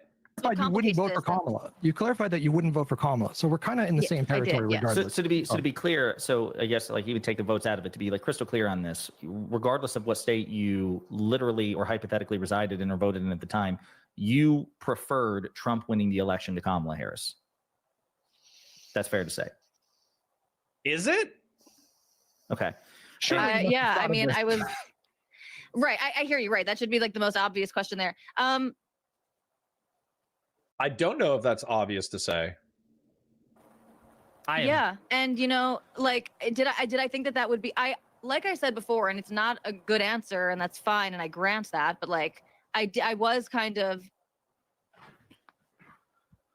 feeling like not much changes, and I didn't expect all of the things to happen that have been happening. Like when my mom was very worried after the election, and I was saying, like we got to wait to see for the courts to decide these things, right? And then we have the administration going against the courts, and so these are things that do concern me that I'm not happy with. Again, like I appreciate you acknowage that. Here's my question, because you mentioned this earlier. I feel like that's all I can do. And you can try to bring me back and be like, do I? Yeah, I got it. Yes, we're gonna struggle session a little bit more, and then to be honest, somebody is calling my name in reference to cooking hot dogs and blowing shit up, and I also want to create a segment that is watchable, and I find that 2-hour segments are typically better than like 4-hour segments performance wise.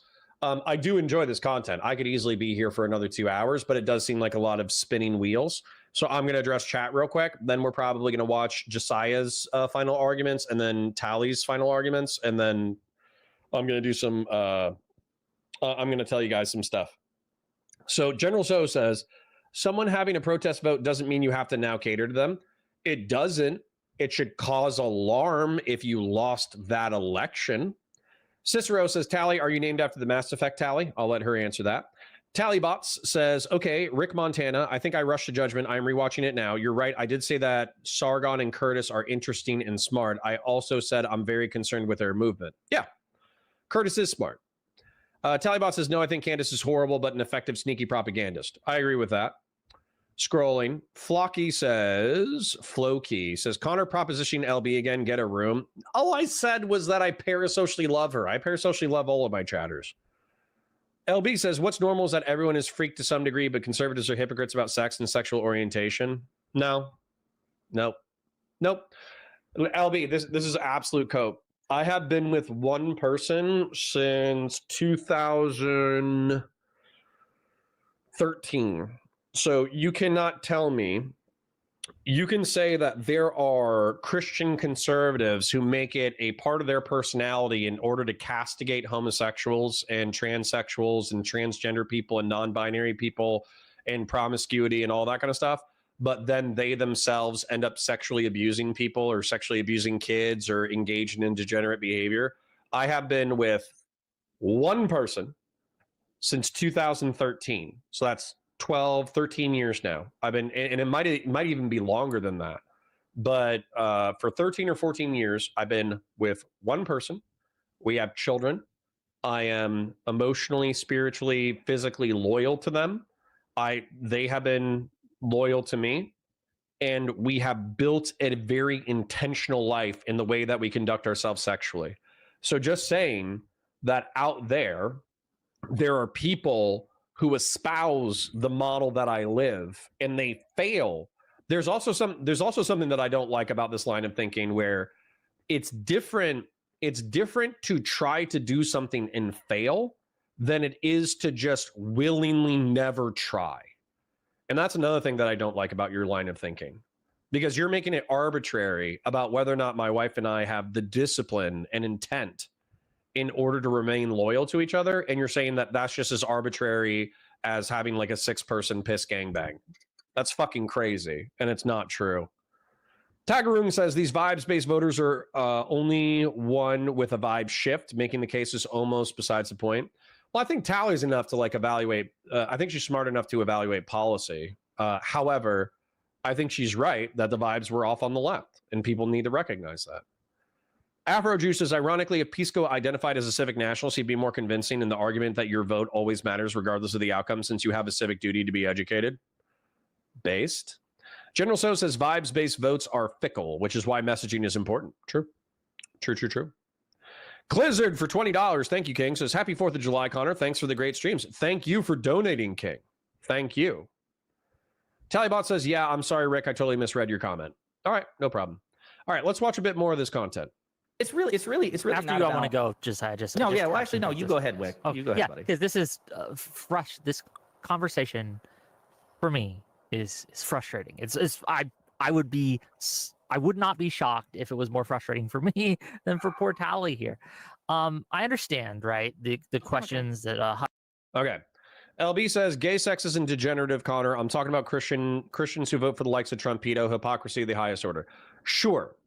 LB. But what I would say is we had a conversation about Gay Zach a few streams ago. For those of you who don't know Gay Zach, he was my friend when I was 17 and he was like 15.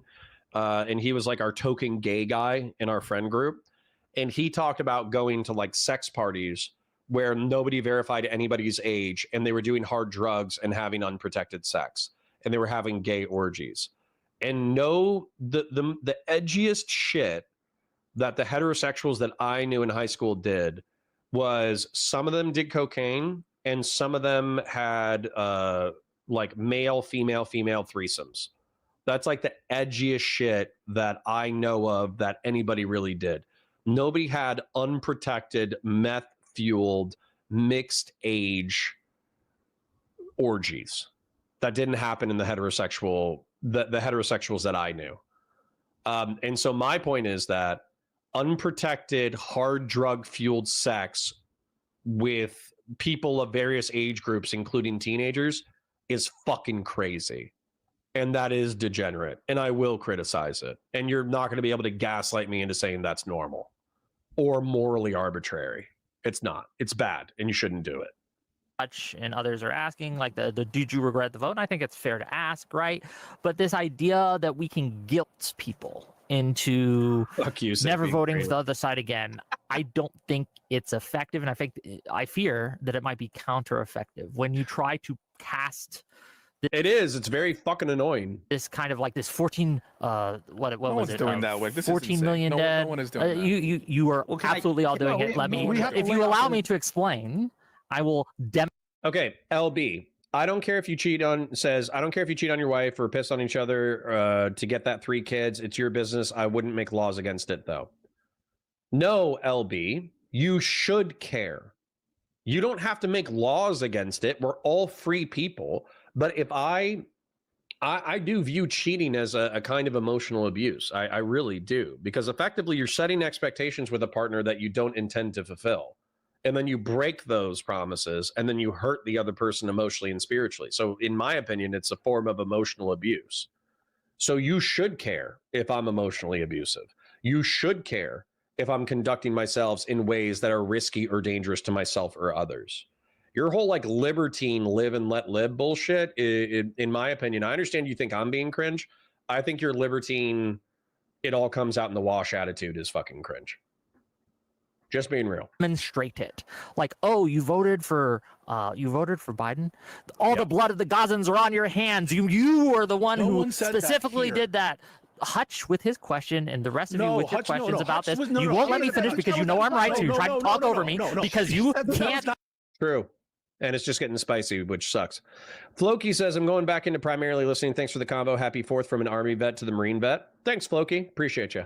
handle what this is we're trying to bullshit. say. What you're trying to do right now is cast the blame for the deaths and all the bad things that happen on that is not Tully. all what Hutch You was were trying to say. to showcase that, and it's so not Hutch going was to work. listening. So Hutch was listening to Tully, and Tully said, "One thing I'm very concerned about is the kind of nationalism that is embodied by these extremists." Hutch listened to what she said and said, "Well, here's a way that this manifests, that the nationalism of the extremists, which you attribute to the extremists, is actually, there's maybe more of it in the administration, and it's manifesting in a policy." And in that statement, more contrary to it being like a bad statement or trying to put the blame on Tully, she said that was the most compelling thing that she's heard so far, and she said, "I have to think about it." So it's complete bullshit for you to now say, well, something that Tully took to heart out of Hutch listening to Tully. Are you able to read body language? Is somehow an indication. You're that so Hutch is smart. Trying to break You're so her. smart. Hold on, let me. And what hold on. No. Pico, you're so smart. You're so kind. Do you think I actually mean what I'm saying here?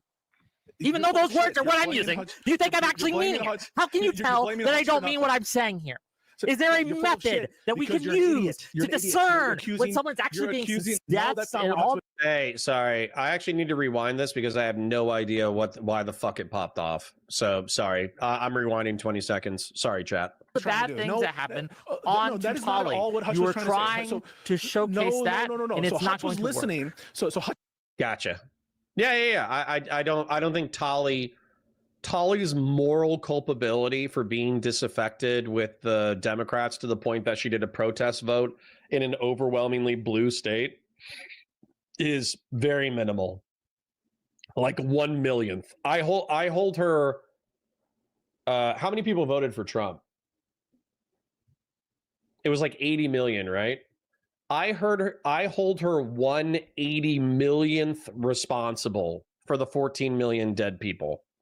1/80 millionth. So her culpability is almost negligible. Hutch was listening to Tully, and Tully said, "One thing I'm very concerned about is the kind of nationalism that is embodied by these extremists." Hutch listened to what she said and said, "Well, here's a way that this manifests, that the nationalism of the extremists, which you attribute to the." No, LB, you're totally missing. You're totally missing out. You and your wife set your own standards. So are you saying you want the government to tell you where to stick it and how to move it? Oh, Connor, shame. No, LB, I want you to conceptualize this.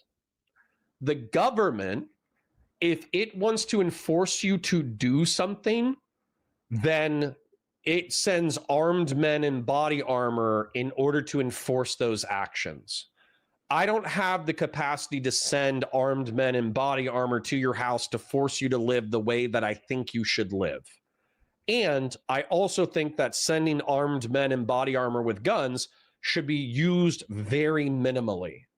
However, I would argue that not only do I have the right to express my opinion, I have the moral duty to express my opinion on how I think I should live my life and the way that you should live your life. You, as a moral agent within a free society, can consider my perspective, and you can either accept it or reject it, or accept parts of it and reject other parts of it. That's totally fucking up to you. I don't control you, but I am going to share my opinion with you, and it's going to be a mild amount of cultural pressure. And that is perfectly acceptable within a free society. You acting like the government is the only way in which to, advocate is incorrect. Fundamentally incorrect. Cultural pressure is perfectly fine. All right, let's see the Spurg out. Extremists is actually, there's maybe more of it in the administration, and it's manifested in a policy. And in that statement, Wick is like 20% louder, so it gets crazy whenever he pops off.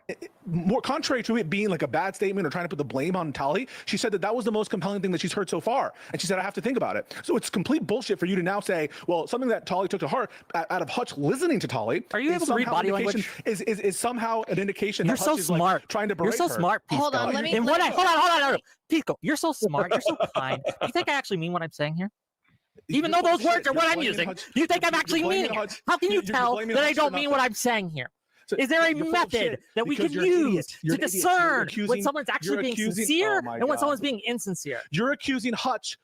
I'm not accusing Hutch. I'm accusing all of you. And look, I do wrong things too. This isn't a personal attack.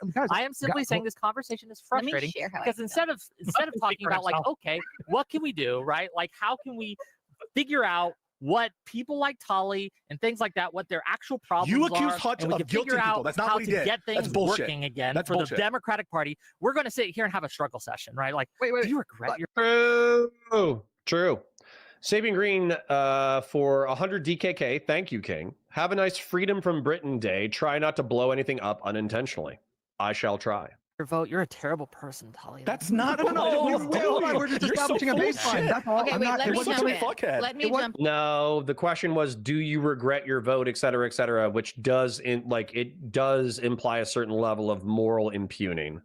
So Pisco acting like he has no idea what Wick is talking about, I feel like that is obtuse. Let the terrible person talk. No, I'm just kidding. I'm Terrible fucking with you, person Tally. Go ahead. Thank you. Yeah. Okay, so you're both How many children should you have? 2.15. right, Wick and Pisco. Okay, so pick a side, you centrist. Come on. Frankly, Based. I know, right? Frankly, I felt moralized too more by Econoboy, and I'll touch on that because that is something that I wanted to address. You said a lot of things that again have me think about a lot of things. The 14 million number is not what got me. Connecting it to this isolationism and this idea that this idea that like every dollar that we spend abroad would otherwise be if we just didn't fund this one program in this one country, or if we didn't support our allies who are at wars of survival, then we would all have universal health care and there'd be no homeless people and everyone would have a mansion and all of this stuff. I resent that a lot. That's creeping up a lot on the left. That sort of 100%. No, 100%. But that's not what Hutch did. No, I agree. Hold on. I agree with you. So it was more compelling when we got to that second point, right? When we drew that direct connection. That's more compelling than the numbers, to be honest. And like, isn't that horrible? Because like, yes, that is obviously horrible. And it's not something that I wish to defend, because that is bad. I don't want to. And again, I don't think I am responsible for the deaths of those people. Frankly, I'm just gonna be honest about the way that I see it. Yeah, sure, right. You're 1/80 millionth responsible. But with what you were saying, Econoboy, like just the morality of the vote and stuff, and this is your perspective, and that's fine and that's fair. But like, would you? And I think maybe you would have the same perspective of like someone on the left who was just withholding their vote from Kamala, and voting green or voting. True, which is a whole bunch of people who probably fancy Econoboy's style of politics. I would 1,000% for the record. Right. Fuck those people. They're just as bad as MAGA. I'm with you. On that one. But are they just as bad as MAGA? It kind of seems like the way that Econoboy set it up that it wasn't. Like there are like other sort of principled ways to do it. But if your vote goes for Trump. Yeah, obviously. And I mean, fair enough. Trump is different from Jill Stein, but well, that's my point, right? Is that obviously, we can agree and disagree with like the rationale behind, why somebody. Hold on, Econoboy is probably going to take a minute to do this, so I'm going to check in with chat. LB says, wouldn't you say liberalism gives you the right to express your opinion? Yes. And the government should dictate your sexual behavior? No. These are two separate questions that you try to pile into a single question, LB. Nice try. Nice try at the gotcha. Tally says, what does me regretting my vote do for anyone? I don't see the value. Tally, to try to steelman the opposing side, they're trying to struggle session you into being like, well, wasn't Kamala actually pretty much a moderate? And if she was in charge, wouldn't you have a similar lack of material change in your life? However, all these other horrific externalities wouldn't be happening. And if you were like, oh yeah, like absolutely, in retrospect, I should have voted for the lesser of two evils, blah, blah, blah, blah, blah. Then they probably would have taken the W and go home, because you're basically like a liberal who strayed from the path, but then came back into the fold once you realized how much sin you had committed when you left their little hug box, right?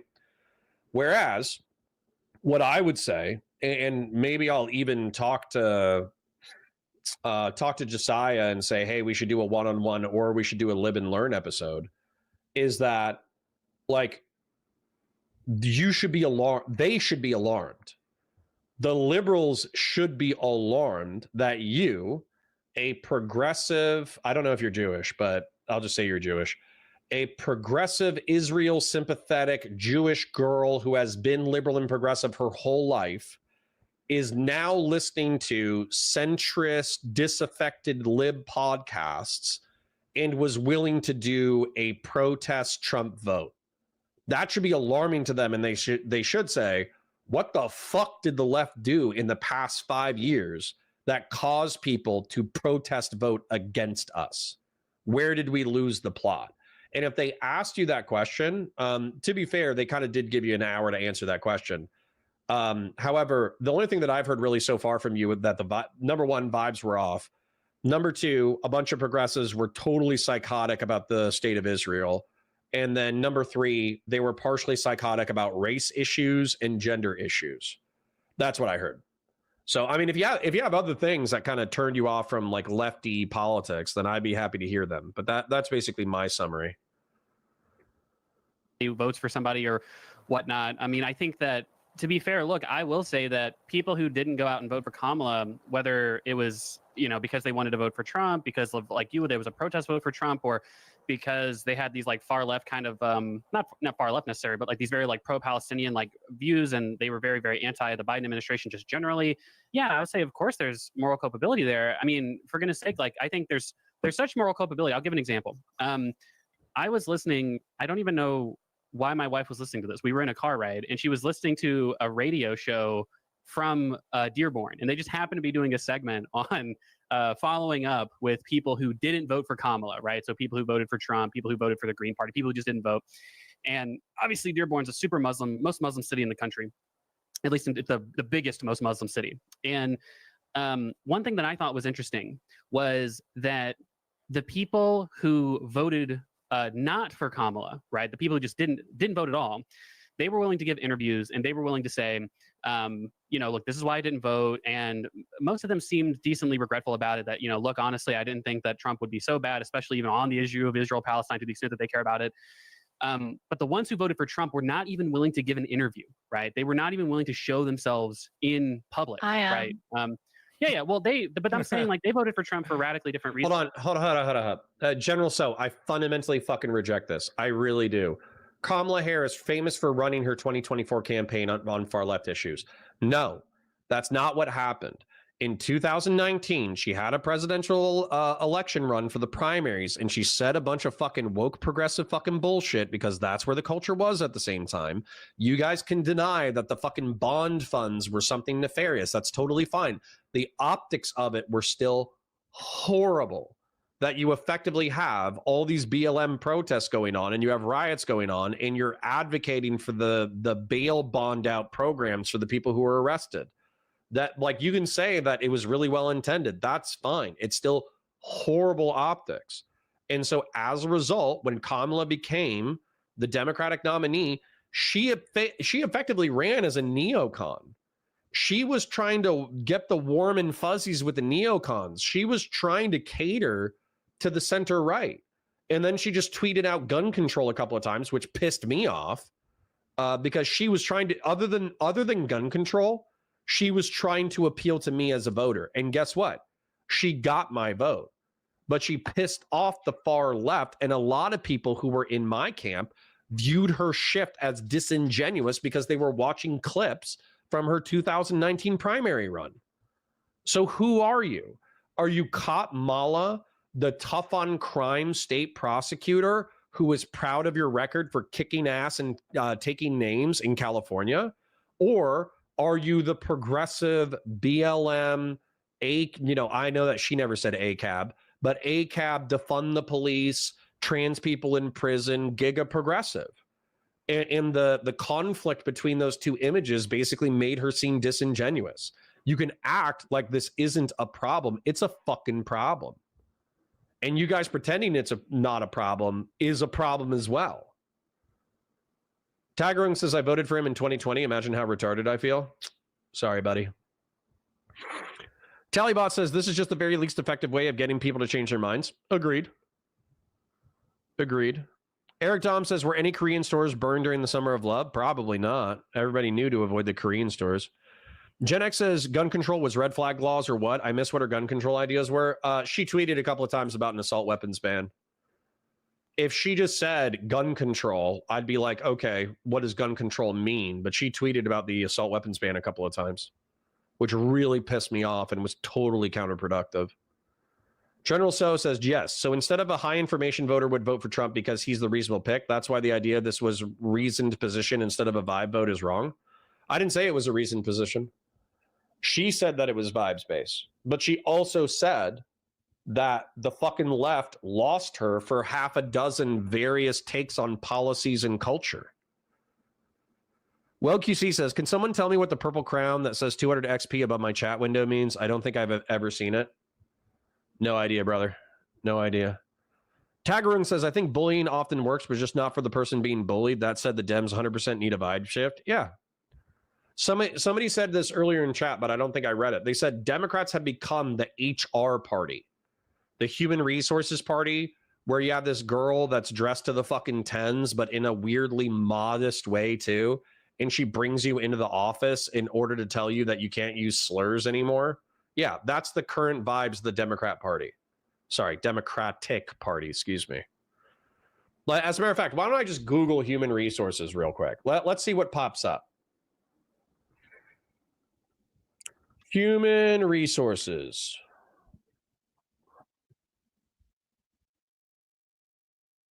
This is it. And by the way, this looks like the model version of Josiah. All right. And then let's do, and this is when somebody's getting hired, not fired. So let's go ahead and take a look at disappointed human resources lady.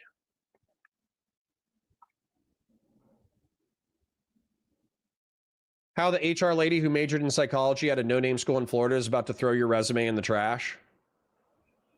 Right.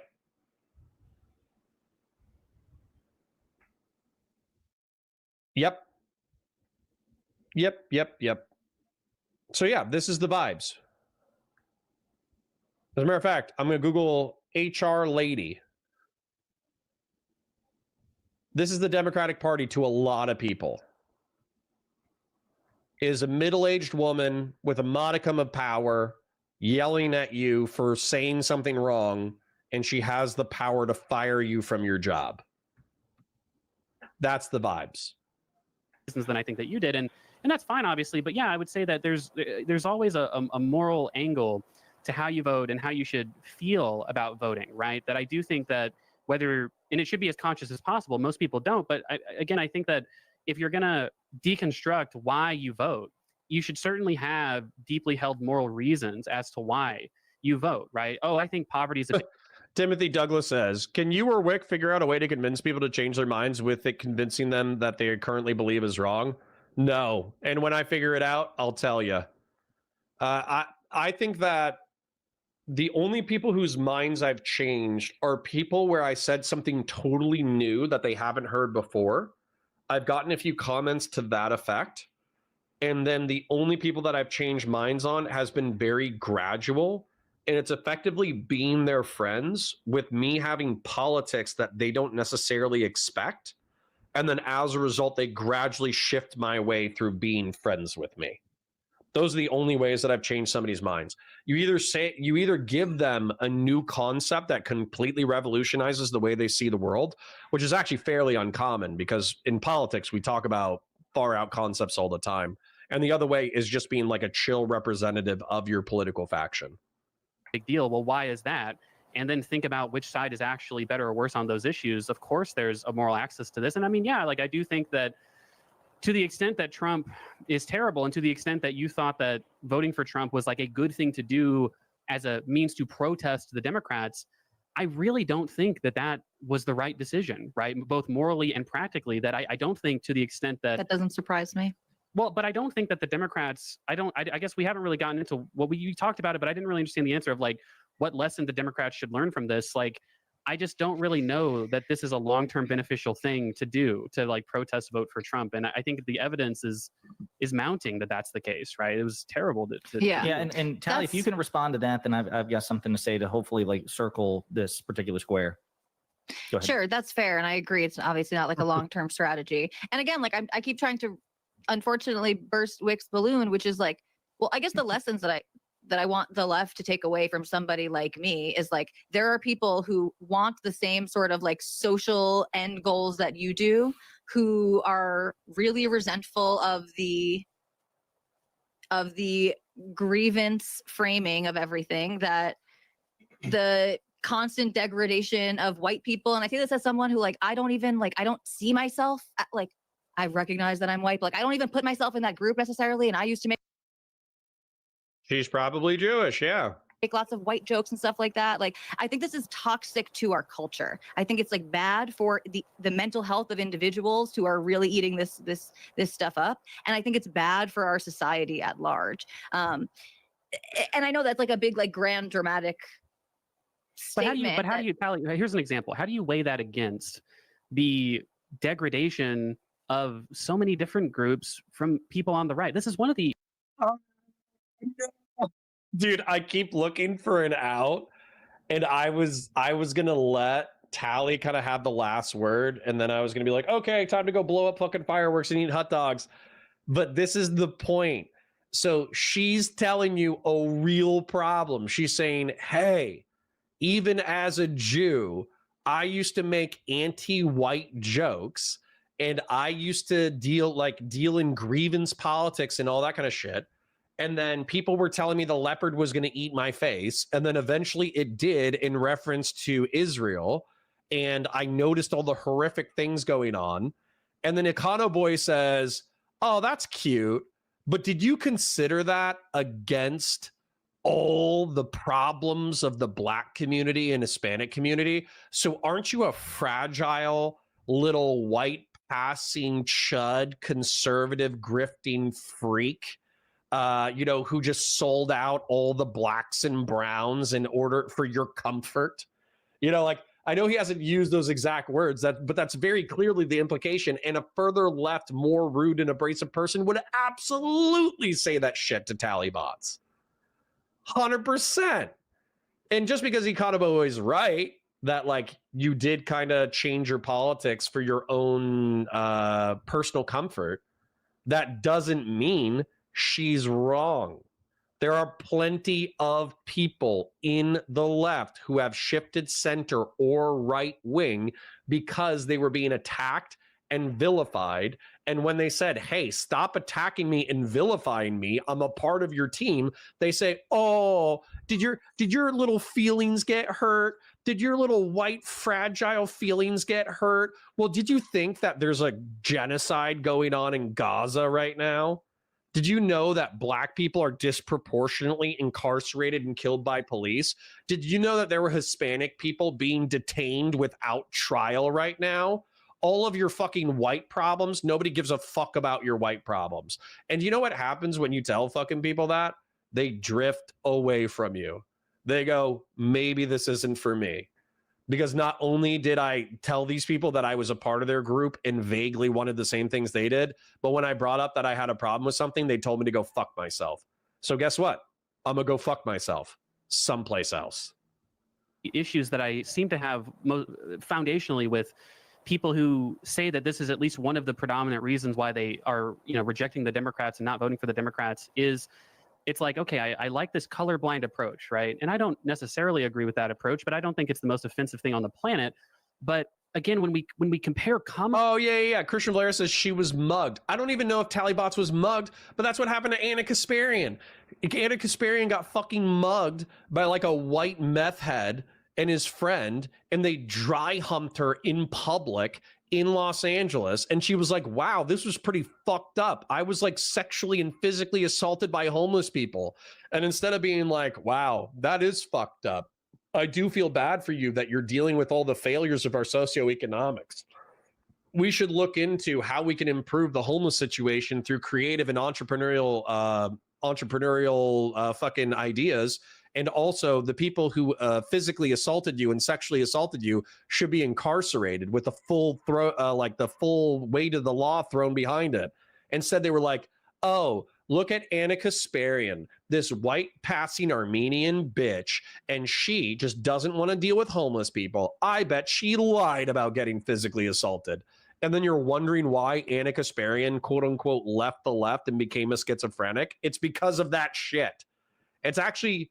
Econo Boy, weirdly enough, is doing what they're complaining about to the 1/1000th degree. He's not as bad as those people, but he's doing the same thing. Kamala Harris versus Donald Trump. I'm sundowning, obviously. But you can't be the nominee next year. Right. When we compare those two, one of these people had a message of joy and being uplifting, and Donald Trump was on stage saying. LB says, "What are white problems?" ? Sweat laughing emoji. LB, you're part of the problem. White working class Americans, they're just like you. They wake up, they work shit jobs, they have bad fucking benefits, if they have any benefits at all. They struggle to pay their fucking bills, and they barely get by. They have health problems with shitty health insurance, and they die from diseases of despair and ODs all the time. People who are left out in Appalachia with like the minimum coal jobs and working class jobs, they fucking have health problems and economic problems out the fucking ass. The fact that you can put in my chat, "What are white people problems?" ? Sweaty face. That's part of the fucking problem right there. You can say that those are not unique problems. You can say that they're disproportionately concentrated in black and brown communities. But you saying, "What are white problems?" Smiley face sweat emoji. Bruh, you're part of the problem. Straight up. Contrived joy. Yeah. I would well, say. Whatever, Tally. The point is that Trump had a message. He literally said that Haitian immigrants were eating dogs and cats in that was racist as fuck. Springfield, Ohio. And if I had to compare those, we don't know that they weren't. If I had to compare those two people and say who is more likely to break the principle of a colorblind approach, it's the guy who's saying Haitian immigrants are eating dogs and cats. Yeah, zero fucks. We're probably wrapping up in a second, so definitely rewind the VOD. It's going to be a good VOD for sure. And it's the guy who appoints a guy named Stephen Miller who thinks that immigrants raping white women is a problem, and that's why we should. I mean, it's just like to give a even more specific. Gen X, I'm gonna throw an olive branch your way, and I'm gonna read this. Well, agreed. That response to Anna sucked. Far leftists are not reasonable, but for her to switch to the equally unreasonable far right is dumb as fuck. Agreed. I'm not saying because the left attacks you, you become MAGA. That's fucking stupid and cringe. But I'm also, relatively speaking, a smart guy, and everybody in my chat has a 3,000 IQ, right? So we can be reasonable where we say just because the left is being cringe doesn't mean you become right. Lots of people instinctively and emotionally orient themselves that way, consciously and unconsciously. Example to piggyback off Econoboy's point right there. So multiple times throughout their campaign, Trump repeatedly made identitarian insults towards Kamala Harris about her gender and her race. She never took the bait. At no point did she say, at no point did she say, "How dare you talk to a woman like that? How dare you talk to a black woman?" I'm asking, what are white people complaining about? Not everyone making 100K or less. When you say, "What are white people problems?" that's what people hear. They hear that once you're white, you don't have a fucking problem. Right? That's what they hear. So even if you're saying like this is an economic argument, not a racial argument, okay. But the way that white folk read that, when you go, "What are white people problems?" what people hear is, "You're white, so you don't have problems." That's what I heard. That's what everybody else hears. Gen X says it's kind of a joke, though, Connor. She means systemically, though, not personally. Yeah, try explaining that to the average voter. Seriously, let's all go down. Let's do a class field trip, okay? Let's get enough money to do disaster relief. All right, we're doing good on the channel. We almost replaced my salary for Valor, which is impressive. That pretty much means that we should be able to go full time by the end of October, right? I actually have an expectation, or I don't think I'm going to have to go back to work, which is awesome. So if in October I'm making a stupid amount of money, it's probably going to, not a stupid amount. If I'm making a reasonable amount of money, it's probably going to take a year to build it up to be a stupid amount of money. Once it's a stupid amount of money, let's do a field trip. Let's say that I had Destiny level income. I will help pay for travel and food and lodging for us to go do disaster relief at some disaster that happens throughout the year. Then what we'll do is we'll do like a canvassing op or something like that. And you can try to explain to the average person we meet at Walmart systemic versus interpersonal bigotry. and we'll see how long it takes them to understand the idea. We'll time it. Rick Montana says, the problem Dems have is messaging a satisfying way to a very wide swath of issues across many groups. They'll have to reconcile that going forward. Yeah, my recommendation is class reductionism. Focus on economics and stop focusing on race. Oh, like that, she would have been well within her rights to fire back, and she never did. Her iconic line was, you know, something like, "That's insane. Next question." That was what she said. Next question. Yeah. So to Econoboy's point, can you address that? Because Trump trafficked in more blatant identitarian rhetoric by far than Kamala Harris during the campaign. Yeah, you don't have any systemic problems because you're white, Gen X. That's probably true. You probably have systemic issues because you're a woman and have a uterus. I agree. Kamala Harris did not run an identitarian campaign. I think she explicitly toned that down. I mean, her 2024 campaign looked nothing like her previous campaigns, plural. She ran for president twice before, True. Is that right? Once before. Once. 2020. Okay. Yeah. No, you're right. You're right. It's like, I guess it's easier for me to conceptualize. I guess there's a few things at play. And this is something that, again, people don't like, but I genuinely want to understand why white people overwhelmingly voted for Trump pedo. Because white people care about the economy and they associate Republicans with good economies. And despite Trump totally fucking up COVID, the economy was good prior to COVID. I see it as like true for me, at least. Trigger them. The left comes across to people who are like skeptical or like me or a little bit jaded or have turned anti-woke. The left comes across as very inauthentic. And so True. You're right. Again, I don't want people on the right talking in these identitarian terms. And by the way, that's a big thing that Wick and I talk about in this like so-called woke right? It's like it's literally the exact inverse. It's like straight white men are being targeted and are being oppressed, and we need to implement these different government policies to you know, free the straight white man. And so I resent that stuff. I guess I saw it more as like, that's Trump's personality. Like, he's just like always throwing insults and jabs and stuff like that. And yeah, like I said, I was desensitized, and I'm, you know, the more we sit here, I'm good. We've spun our circles, and it's time to blow shit up. It is time to blow shit up. We're actually having a very good day, by the way. We got donations from, well, I shouldn't show you all my donations, should I? Let's go full screen. Let's do a summary real quick. For the summary, Tally is largely correct. I think voting for Trump is cringe, but I think there's something definitely wrong on the left, as even demonstrated by my chat, where people are like, well, hey, you're doing this cringe stuff. And then people on the left are like, yeah, but have you thought about the Uyghur Muslims? Did you think about Palestine? And it's like, no, I'm talking about you. You're being a fucking asshole to me, and I'm on your team. And they're like, yeah, well, compared to the giant garbage patch in the ocean right now that is killing all the seagulls, your feelings are not that big of a deal, and you need to sit down and listen, sweaty. And it's HR vibes. It's actually 100% HR vibes.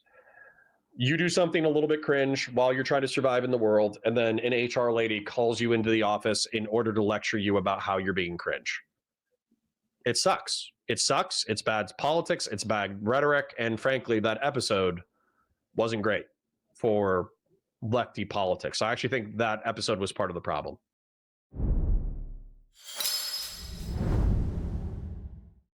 Amen. All right. Amen. All right. Mwah. Bye for now.